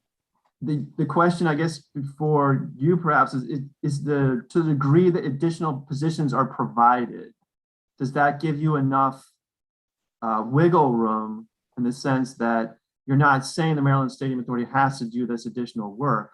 It'd be a consideration if additional positions are provided, resources are provided for that purpose. And we can follow up on this with the Maryland Stadium Authority. Andrew, I imagine that's going to be their condition. So for them to agree is 4 extra pins. So can we table 19 until we receive their feedback? Sounds good. Number 25. Although on 19, I think we should keep careful eye on it again toward the end of the report and haven't received sufficient feedback. I think the recommendation itself still makes sense and is important. So if we get to the point that we're going to do this and the state starts making proposals, then the question becomes at that stage, what is the financial arrangement that pays for these 3 or 4 extra positions. But I also suspect that would be true for other agencies as well. And so it's almost a given that anyone that we're all of a sudden we're going to say, hey, we want you to do this $35 million worth of construction in 6 different projects. Presumably they're going to look at their own staffing level. And so at some point, someone's got to pay for it. So I would like to see the philosophy of it in there, flexible enough to do what almost any agency would ask for, but we can table it for the time being until we hear from them. Please, Senator Zucker has a question. Yes, Senator Zucker. Thank you very much. So the reason why we're considering the Maryland State Authority is for their bonding authority. Is that basically it? It's their capacity to do work and kind of expand to the size of the jobs that are required. I mean, It's because they're good at their job. I actually, this is terrible. I actually hadn't thought of the bonding issue as much. It was important way back when we were picking up specific projects for the university. But what has happened is they've just developed a real project management capacity that we don't see too many other centers in state government. And so whether the state's paying for it or whether it's bonded somehow or other through them, I think is almost an administrative item. But the question is that we really want them to get in there and kind of kickstart this thing. And I would say yes. All right, moving now to recommendation 25. This we brought up really briefly the idea of public lands core. This is something that the National Park Service uses as a model for bringing people in from a volunteer capacity into service for the National Park Service. This would help potentially create that pipeline of volunteers to then coming into state service. Is that something you would like to consider adding on to recommendation 25, taking some of the language from the Public Lands Core federal legislation, incorporating that here in recommendation 25? And you'll still have the opportunity to vote on this, but just for us to draft that in, does that seem reasonable at this point? No, I personally think it's a good idea, and I think it's consistent with some of the other conversations we've had, and that is, do we have sufficient allied support in terms of a friends type thing? It's just a different, I understand that this is feeding people into a channel that would eventually be future employees, but it's parallel to expanding support. So, I mean, I think it's a good idea. So we'll incorporate that into recommendation number 25. And then for recommendation number 28 and 29, I know Delegate Boyce, you had some concerns about kind of understanding these recommendations. Is there anything that we can do to help kind of clarify exactly what's being discussed here? Is there, or do you have further questions? I mean, I'd be curious, and maybe I missed this in the original testimony, but if the rangers asking about first responders kind of designation are also interesting in going back to kind of the way things were, where they were also performing those law enforcement duties. That's something you can reach out to them about and see how that looks. Was there, help me a little bit, somehow there's a blank in events that occurred. I do not recall this, what you say, it was 2003, the change was made. I do not recall the change. Was it strictly a fiscal matter to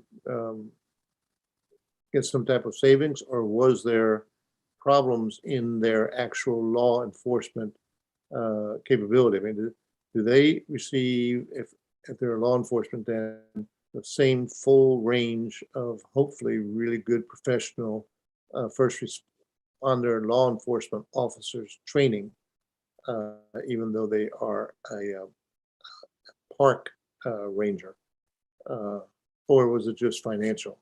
I can respond to that unless Senator Elfreth would like to step in. Well, I would like, Andrew, if you know the degree of training, I think it's important perhaps for us to put that caveat in here that they receive appropriate first responder training. I also know from speaking with the Rangers themselves, it's also going to, we've talked a lot about compensation, and we lose many of our Rangers to county parks and national parks that pay more. Designating them first responders also opens up an additional tax credit opportunities, property tax credit opportunities, what have you. So it helps on the compensation side and the benefit side as well. But Andrew, if you know more about the training, I think that is something we should probably investigate in as a caveat here. So the park rangers originally had full law enforcement powers. And I think it was, I think if not, I think it was pretty much entirely a budget concern that law enforcement officers have expansion pension systems. And then that was a difficult time fiscally for the state. The idea was to consolidate the law enforcement officers into the natural resources police. So what you see is that over time, the Maryland Park Service has certain law enforcement officers who are still rising through the ranks and coming into administration roles, but then they're then retiring and you're not replacing them. So then the Maryland Park Service does not have any law enforcement powers within itself. So what you'd be talking about here is if that's not a recommendation currently in there, to go back to a model of having the Maryland Park Service have law enforcement officers within its core, but that certainly could be one of the recommendations. It would increase costs, would be one way to look at that. And Okay. Delegate Grice, sorry, Delegate Lukey. Oh no, Delegate Grice has his hand up ahead of him. Thank you. Hopefully you guys can hear me a little bit better than you could before. I'm going to leave my video off so that way I can use all my bandwidth for audio. Yeah, I mean, from what I understand, and I spoke with some folks, especially at Assateague, because that is our largest park on the Eastern Shore. And from what I understand, most of our parks, their staffing is about a third of what it used to be back in the early 90s. And so when you have low staffing and those rangers who are there don't have the training to even defend themselves, there is a very serious concern that they do have, especially in those parks that have campgrounds. And there's, obviously, I think most campgrounds, their alcohol is prohibited. However, the reality is that there are a lot of folks who do drink, and oftentimes when alcohol, is involved, we do have to have some element of law enforcement, at least close by. And I know that it is a reality that our rangers, because they aren't trained, to defend themselves, that it is a serious risk. And I think that it should be a recommendation of this commission. In fact, there are some folks who that we can lean on who do have experience, in law enforcement that could certainly draft some pretty good ideas for us in those regards. Thank you. We could hear you perfectly. Appreciate you making the adjustments there as well. Let me ask staff on this recommendation. We had some extensive material, both in presentation and then submitted material from the Rangers Association, I guess is the right term. Were they, I remember them talking about the lower pay and losing personnel because of that. Were they also concerned about this issue of being designated as a full professional first responder? Was that part of their presentation? Yes, my understanding is that is correct. And they do want to be the equivalent. Can I jump in for a second? Are we talking about 29 here? We're talking about the first responder designation? Well, we're kind of jumping around a little bit, I think. Okay. So I mean, just to be clear, first responders aren't just cops. Yes. EMTs are first responders, firefighters are first responders, and park rangers do get extensive training in emergency rescue, first aid response, providing immediate health. So, the designation as first responder doesn't require that. That's not us saying they're law enforcement officers. Those are two completely different terms. right. But the question is, do you want to take it to the next level? I think that's a question that's a whole nother commission, personally. I mean, you know, I've heard, look, I think the Rangers have told me that they are concerned about law enforcement in the parks, in part because they don't feel like, and this is place by place, and it depends on the relationship between the individual park manager and NRP leadership. But I think there are places where that relationship is strong and the Rangers feel like they get a rapid response from NRP, and places where that relationship is not strong and the Rangers feel unsupported by NRP, right? So, you know, there's two solutions here. One is to say, as recommendation 28 says, give the Rangers some more ability to ask for and receive law enforcement assistance from the NRP and other agencies, right? Other law enforcement agencies. The other is to reverse the 2003 change and reestablish law enforcement rangers within the Ranger Service. That would be a significant change and have significant budget implications. I mean, would you then switch pins back from NRP to the Park Service? I mean, I don't know that we have the ability right now to say whether that's what we should do. Now, that said, all the stakeholders who are watching right now can offer commentary on that before our next meeting. Well, can we study that as an option? Because it is a legitimate concern that a lot of these folks do have as far as their safety. I think it is it's absolutely a legitimate concern, right? But you know, the question is, I mean, look, so even when law enforcement rangers existed, I believe not every ranger was a law enforcement ranger. There were some that were focused on other things. So I think the intent in 2003 was to fold the law enforcement rangers in with NRP, that NRP would then cover what the law enforcement rangers had been doing. But the challenge is that NRP has so many other duties, right? And yeah, I mean, I'm Delegate, I'm absolutely open to the conversation, but I think it's something we need a lot of input from stakeholders on.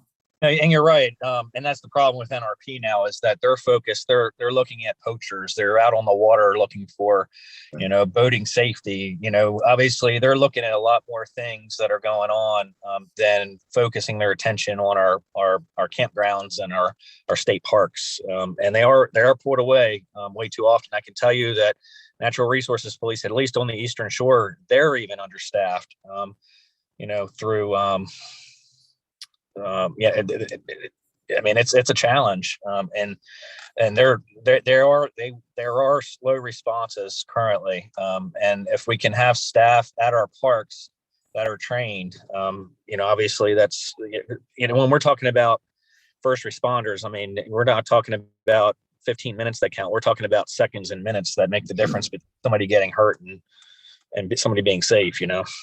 And look, bluntly, I from an operational perspective, and I don't come from law enforcement, but as a layman, I don't know why some of these parks that in the summer are, you know, have 10 or 20,000 people in them at a time. I don't know why they don't have an NRP officer on site, right? I mean, that seems like operationally something that should be happening. So if that's not happening, it's not because of staffing.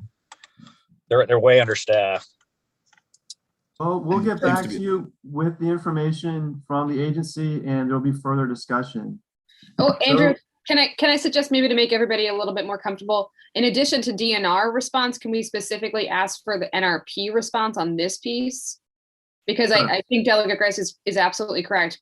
That is a whole other staffing challenge on that is exacerbating this problem over here. But I would love to hear their comments on this. Okay, we can do that. For recommendation number 30, this is the program open space transfer tax repayment. We gave you two options there. The first one is sort of steady as you go, kind of maintain the way things are currently. The second one would be to actually go in and modify the repayment plan. Is there a feeling about which one you'd like to, and you don't have to make any decisions today. We could keep both of them for the presentation, you know, for the November 30th decision meeting. Or if you want to narrow it down now, that is an opportunity for discussion.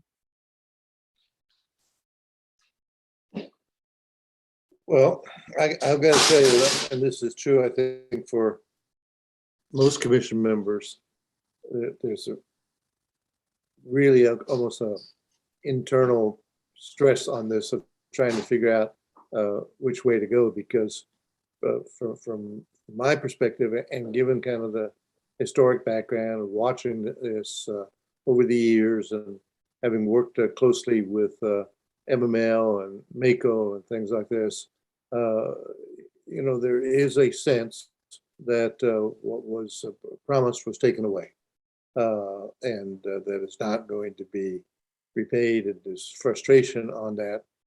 Although it's almost it's a frustration that's so accepted now that it's not the same reaction you're getting for the grades of the transportation trust fund, for example, in the early administrations. At the same time, though, putting that much money in a short-term repayment, I'm not sure what they would do with it, number one. Number two, I'd much rather see a big chunk of money into a 3-year program to totally eliminate the maintenance and structural background, and to totally make some significant improvements and all as well. And we don't gain anything if X number of dollars, and technically as much as $500 million is all of a sudden put on a repayment chart. And the average citizen out there is not going to stand up and say, that bathroom is just horrible, and restroom is just horrible, and man, I don't want to go in there again. But I sure am glad MML has been repaid.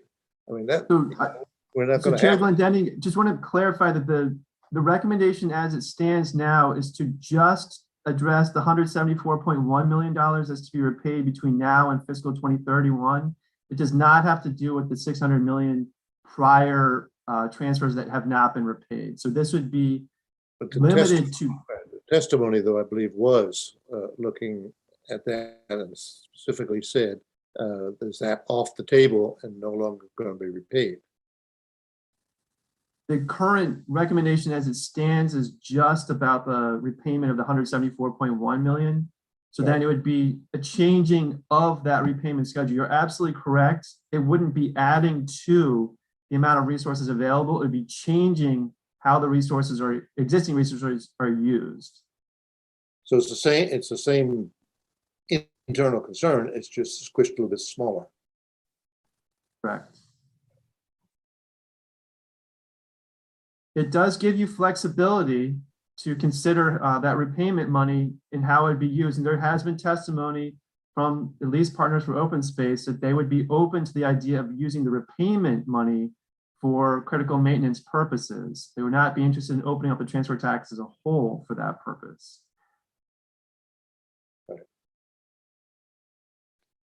I see this one as largely saying, state legislature, you got to do something about this, and tossing it somewhat to them is the way I see it. I think, Andrew, the confusion for me in reading this is when it refers to formula changes, right? And am I understanding you that the formula changes references you're making here are to the formula for the repayment and not the general program open space formula? That is ambiguous. That would be something we should clarify. Generally, I mean, just to the members of the commission, I mean, my personal stance would be, I think if there's a conversation about the broader formula, I think that is something that goes, I mean, it touches on what we're doing here, but it's a little bit beyond the scope of this commission in particular. I think we could probably reach consensus on the idea that, there should be some money from the repayment for the maintenance backlog. Then that would be a recommendation, a modification or recommendation, the second part of recommendation 30, where you would just say,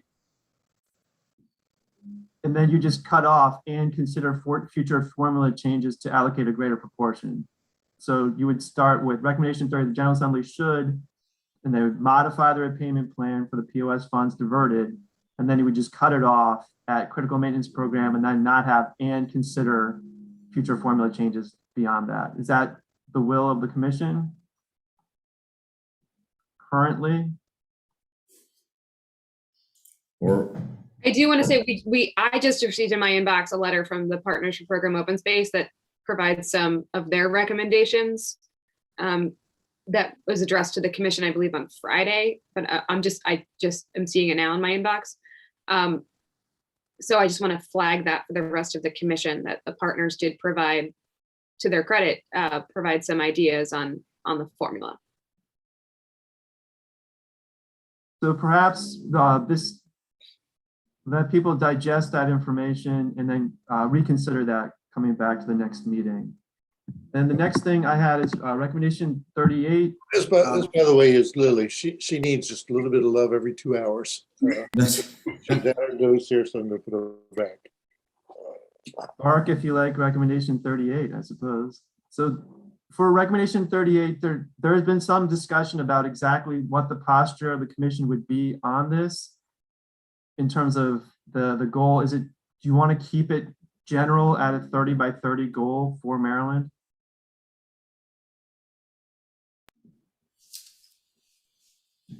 I am comfortable with a 30 by 30 goal as a recommendation of the commission. I expect there will likely be legislation related to this. I think it's consistent with what the feds are looking at as well. Yeah, it follows the Biden administration recommendations. Correct. Moving to recommendation number 40. So this is a recommendation that has a couple of different angles in terms of how it would be implemented. Are you comfortable with the current posture of the commission in terms of how recommendation 40 looks? What is not as clear to me on this, and this actually came out more through the discussions that we've had in the last couple of meetings, but it is clear, I think, that we're looking at two different types of things. When there was the initial discussion, of actually using the term urban legacy. And the urban legacy would be like a series of the smaller parks, but still park, surrounding some type of historic district or whatever. And we have a bunch of these run one way or another. Sometimes they could be like the first African-American farm in Anne Arundel County or something like this. And a lot of times, and you see these in downtown Annapolis and in downtown Baltimore, a building is there, and so you're in partnership with other historic groups and all. That's one part of what people think of when they think of an urban legacy. The second part, and the part that I'm most focused on right now, I still support the first part, but it's not, I think, where we're looking. But the second part is somewhat what Baltimore City was saying, and that is having a forestation program in our urban areas. That does not necessarily mean big. I mean, that could be Easton, but in our urban areas that would particularly bring more forest cover on an equity basis. And this idea of having whole sections of the community that have no trees at all, and other sections that are well forested at all. And I'm looking at it from equity, but equity, what that means is cleaner air, cooler temperatures, better health opportunities overall. And so it's not a big ticket item. And I mean, you could tell from the way the city was doing it, I think we'd have to be a little bit more aggressive and invested. And it also includes in there mini parks, corner parks, these little, even a mid-sized community, just having a little park with a few benches and a few trees and a quiet place and something like that. So it is starting to move elsewhere in a significant way. I mentioned to you that College Park of the university has actually designated now as a forestation something or other zone in conjunction with the city of College Park. We saw Baltimore County moving in this direction. I know that our neighbor Washington, D.C. is moving in this direction. And it just seems to me that we should make some sense of it. I heard one person, we were talking about this on a panel, said that they like the idea, instead of saying to our citizens, you have to go to where the trees are, let's have at least some cases of bringing the trees to where the people are. And it does make a certain sense as well. So how you would word that, I don't know. I think this is a good start, but I think it's a little bit more expansive than is worded in the existing wording for recommendation 40. We could change it to Urban Equity Reforestation Program and take away the legacy. Perhaps we'll do that. And then I guess did Delegate Boyce have a question? Yeah, I'm just wondering how this works with, right? For instance, we just have this 5 million trees legislation. And so how this would fit into that. I know that this says local government land or purchase for the purpose, but we do have this 5 million tree legislation for which 500,000 trees are supposed to be planted in Baltimore City. So I'm wondering how the two marry or the one helps the other here. So I'm just thinking about that piece. And I personally don't know the answer to it, but we should certainly be proposing something that enables those type of collaborations and all that you're talking about. And I I think don't want to have a duplication, but hopefully a collaboration of efforts. exactly so. And I think we're going to see a lot more of these. And I think it's not only going to be local government, it's going to be community groups. There's one that I read about just the other day where a foundation is doing this entirely on an equity basis for just like several blocks in a community. And so there are a lot of things, but I think we ought to put our weight and our money behind it, but on a collaborative and innovative approach. So, Governor, yes. just on this piece to reflect on Delegate Boyce's point. So it's 500,000 trees in how we defined as underserved communities, and it's through Chesapeake Bay Trust, and they just came out. I don't have it at my fingertips, but they just came out with a great map that shows how we define that in law. So we'll be able to see that quickly. I'm happy to get that and share it with the commission. So that's an incredibly important program. This is important. I wonder, could we, so we don't have duplication, can we shift 1 and 2 back and make a new number 1 of, I think our priority here and the lowest hanging fruit of planting is in local and state parks first. Can we focus on local and state parks, then on existing local land, and then land purchased?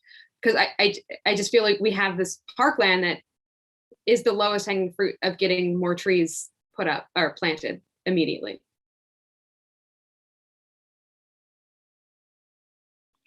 Yeah, I understand what you're saying and agree entirely. But part of the challenge, and this comes with so many of these different issues, is an either or, because it's easier to do in government-owned land and a government-owned park, state or local. No question about that. Mm-hmm. But it's a different thing we're doing when you're going down a residential street that has been impacted by inequities and everything else. And we have to set something up similar to what Baltimore City apparently has. And the way Director Moore described it, it actually seemed very, very flexible. If a community or a block or even a homeowner was prepared to do something, they wanted to work in partnership with it. Right. And that's why I was asking whether it's proactive or reactive, because I would see the Park Service being proactive on this and having someone who goes to community groups and who goes to areas. They know something's wrong with their community in terms of forestation and so on compared to 2 neighborhoods over, and yet they don't wake up in the morning. I mean, they wake up in the morning, they're worried about their job, they're worried about the childcare and everything else. And so we need to be proactively out there on this, I think. Right. And just a little, the Bay Trust program that we put together in the 5 million tree bill, that their role is to go out and partner with community groups, right. And to identify those opportunities as well. So perhaps we just need some collaboration language in here. Yeah, that would be very, very helpful. Okay. I think there are 2 languages that I like to see to beef it up a little bit. Proactive in terms of afforestation efforts, and collaborative in terms of existing programs and organizations. Okay. Chris, you've been very patient, and thank you for doing that. You have additional comment on this?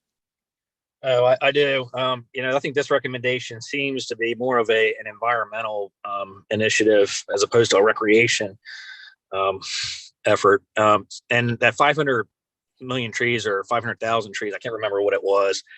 We use Bay restoration money to pay for that. I mean, is this, and honestly, I'm okay with finding an alternative funding source to plant trees because, when we went into the Bay Restoration Fund, that's fewer wastewater treatment plants that we could upgrade if we spend, in that situation, it is paying, robbing from Peter to pay Paul. So, I could be completely on board with this recommendation if we can somehow ensure that that we're not going to use money that's set aside specifically for the environment, as and wastewater treatment plants, using that money to plant trees as opposed to this, because I certainly, and I think that's some of the concerns that others have had too, is is the redundancy here.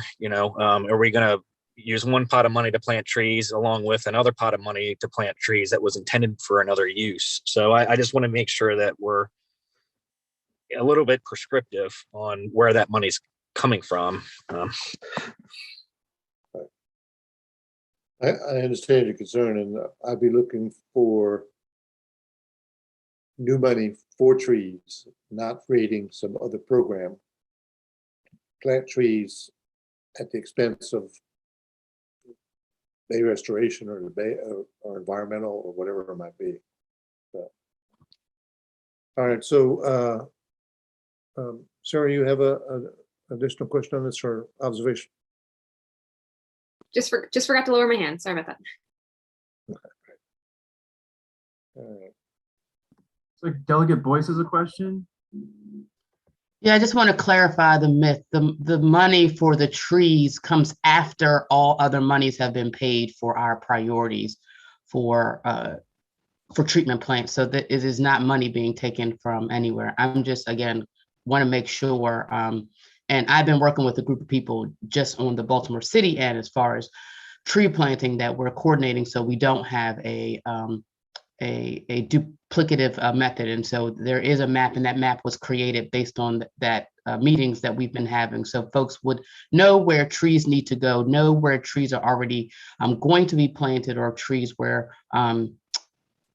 there's opportunities. So again, I just want to, I think to the senator's point, and because this is about parks more than recreation, that if it's the goal is parks, then where potentially are there spaces in parks where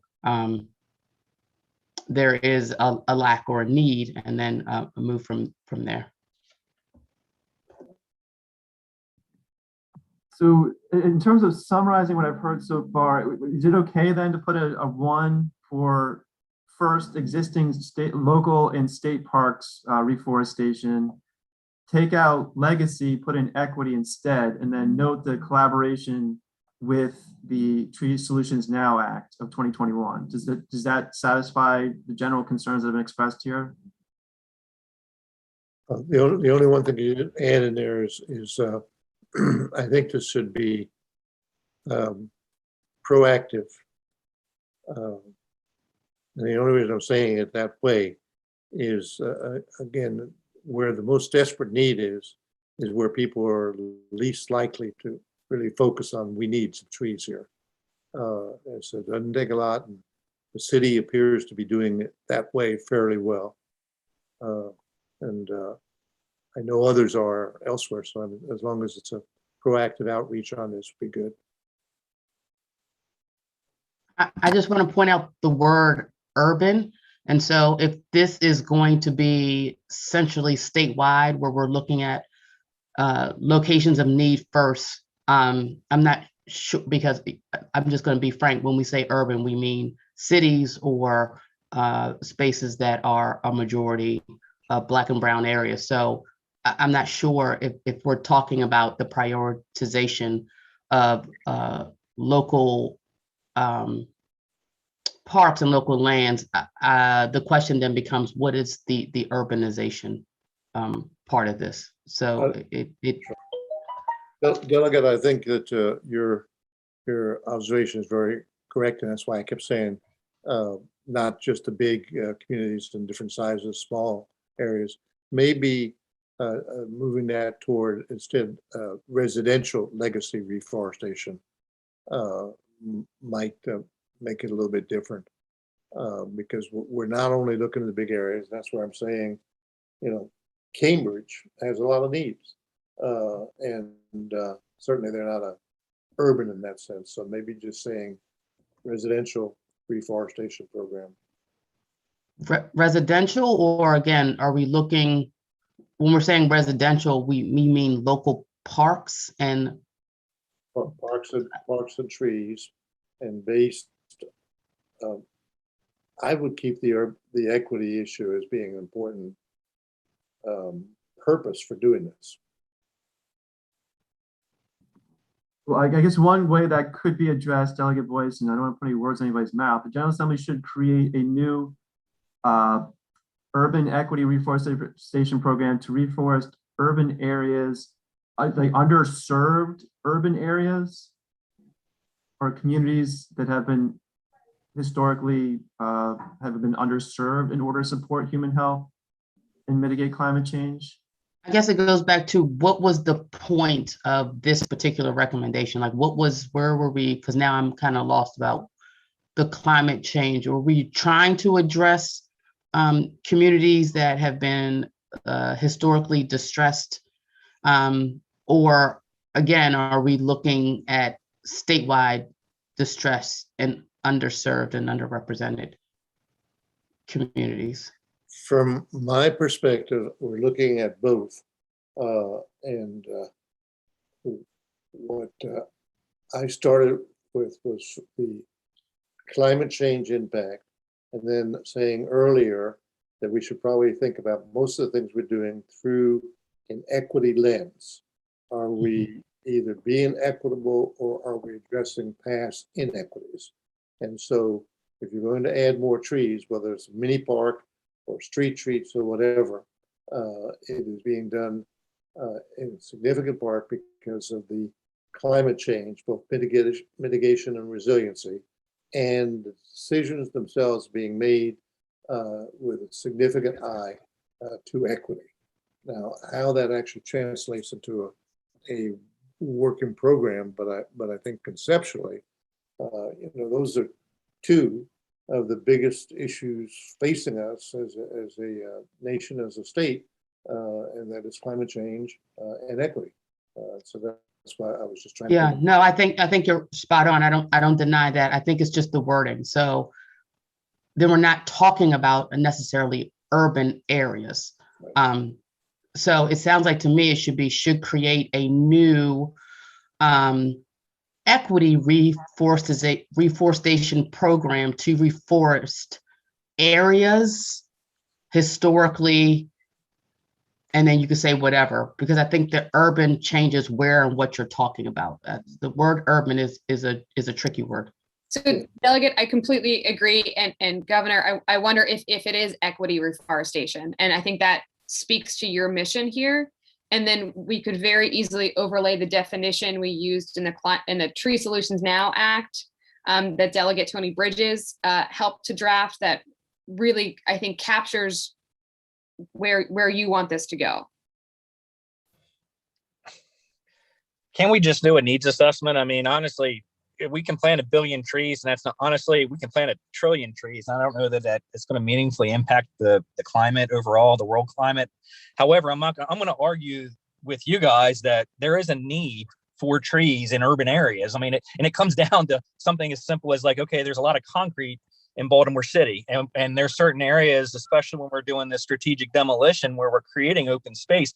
Let's plant trees there. I mean, we may be, I don't know. I think we should probably simplify this. I mean, we can probably do have somebody do a needs assessment to say, you know what, we have X number of acres in different parts of the state that we could plant trees that it's going to provide shade and, you know, cool things down and, you know, have a place where people can walk to and enjoy a picnic. You know, I mean, I think we're probably complicating it. You know, I don't think we're complicating it at all. I don't know if you were here for the first part, but we have a lot of that in Baltimore. city, and this is not necessarily to detract, but I'm trying to get to the purpose of this particular bill, because there are areas in the state that also have a need for reforestation that aren't necessarily urban or city-ish areas. That's all I'm saying. Well, I think a needs assessment would probably identify that. I mean, we Well, can we have, have that. We have every place where we have, for instance, a tree in the city, and where there will be trees planted, and where there will be opportunities for more.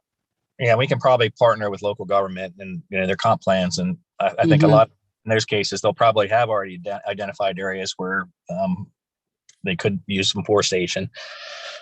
Which is why I brought up the tree legislation, because that's also kind of what they're doing as well. So I don't want us to continue duplicating all these different efforts.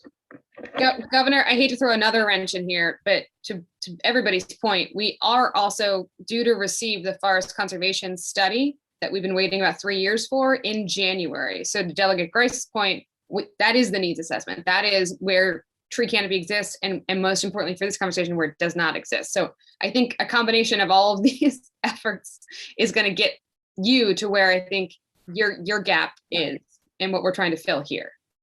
Right. I appreciate all the additional discussions on it, and I think they're more reflecting how do we get to the need that is obviously out there, both on the climate change and the equity issue. And so, Andrew, to the extent that you can use your linguistic magic here and pull together a recommendation that makes it clear that we support these two programs, but we're looking for them to be done with a lot of collaboration, need and equity assessment, something along that line. It's a real tricky one, but it's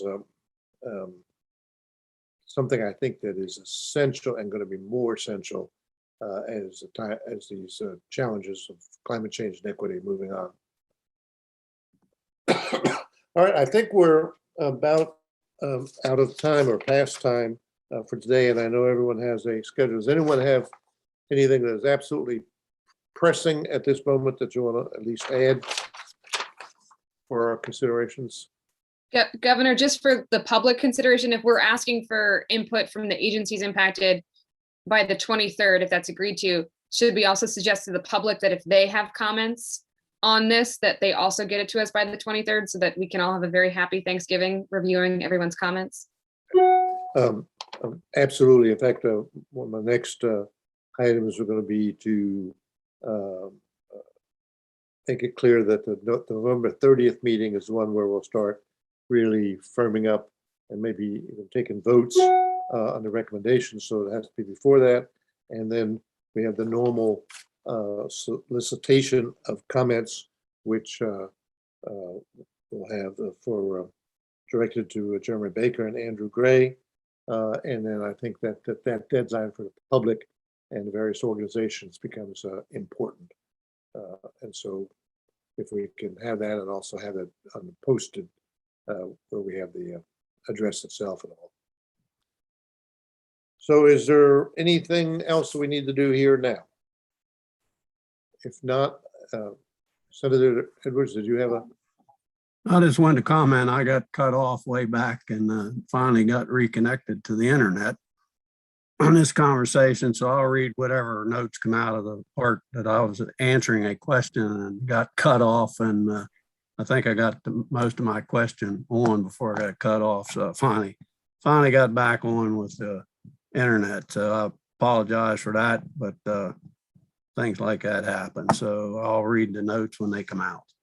All I can say is I'm glad it was the internet, because if I had cut you off all that time ago, I would have felt just terrible. I will also add a personal observation on this. When I was watching the inequities were coming about on the internet during the virtual home education, and to see the number of families that did not have internet capable of doing a Zoom meeting, and it was not only in the most rural areas, it was in sometimes most urban areas as well. And that's part of the reason I am actually really pleased a significant funding is in this new federal bill for that. So it's not going to be quick enough, but you and Delegate Chris would be covered by now. But we'll come back to that. So in any case, do I have a motion to adjourn? So moved. And second? All those in favor? Aye. Thank you very much. We'll see you at the next meeting.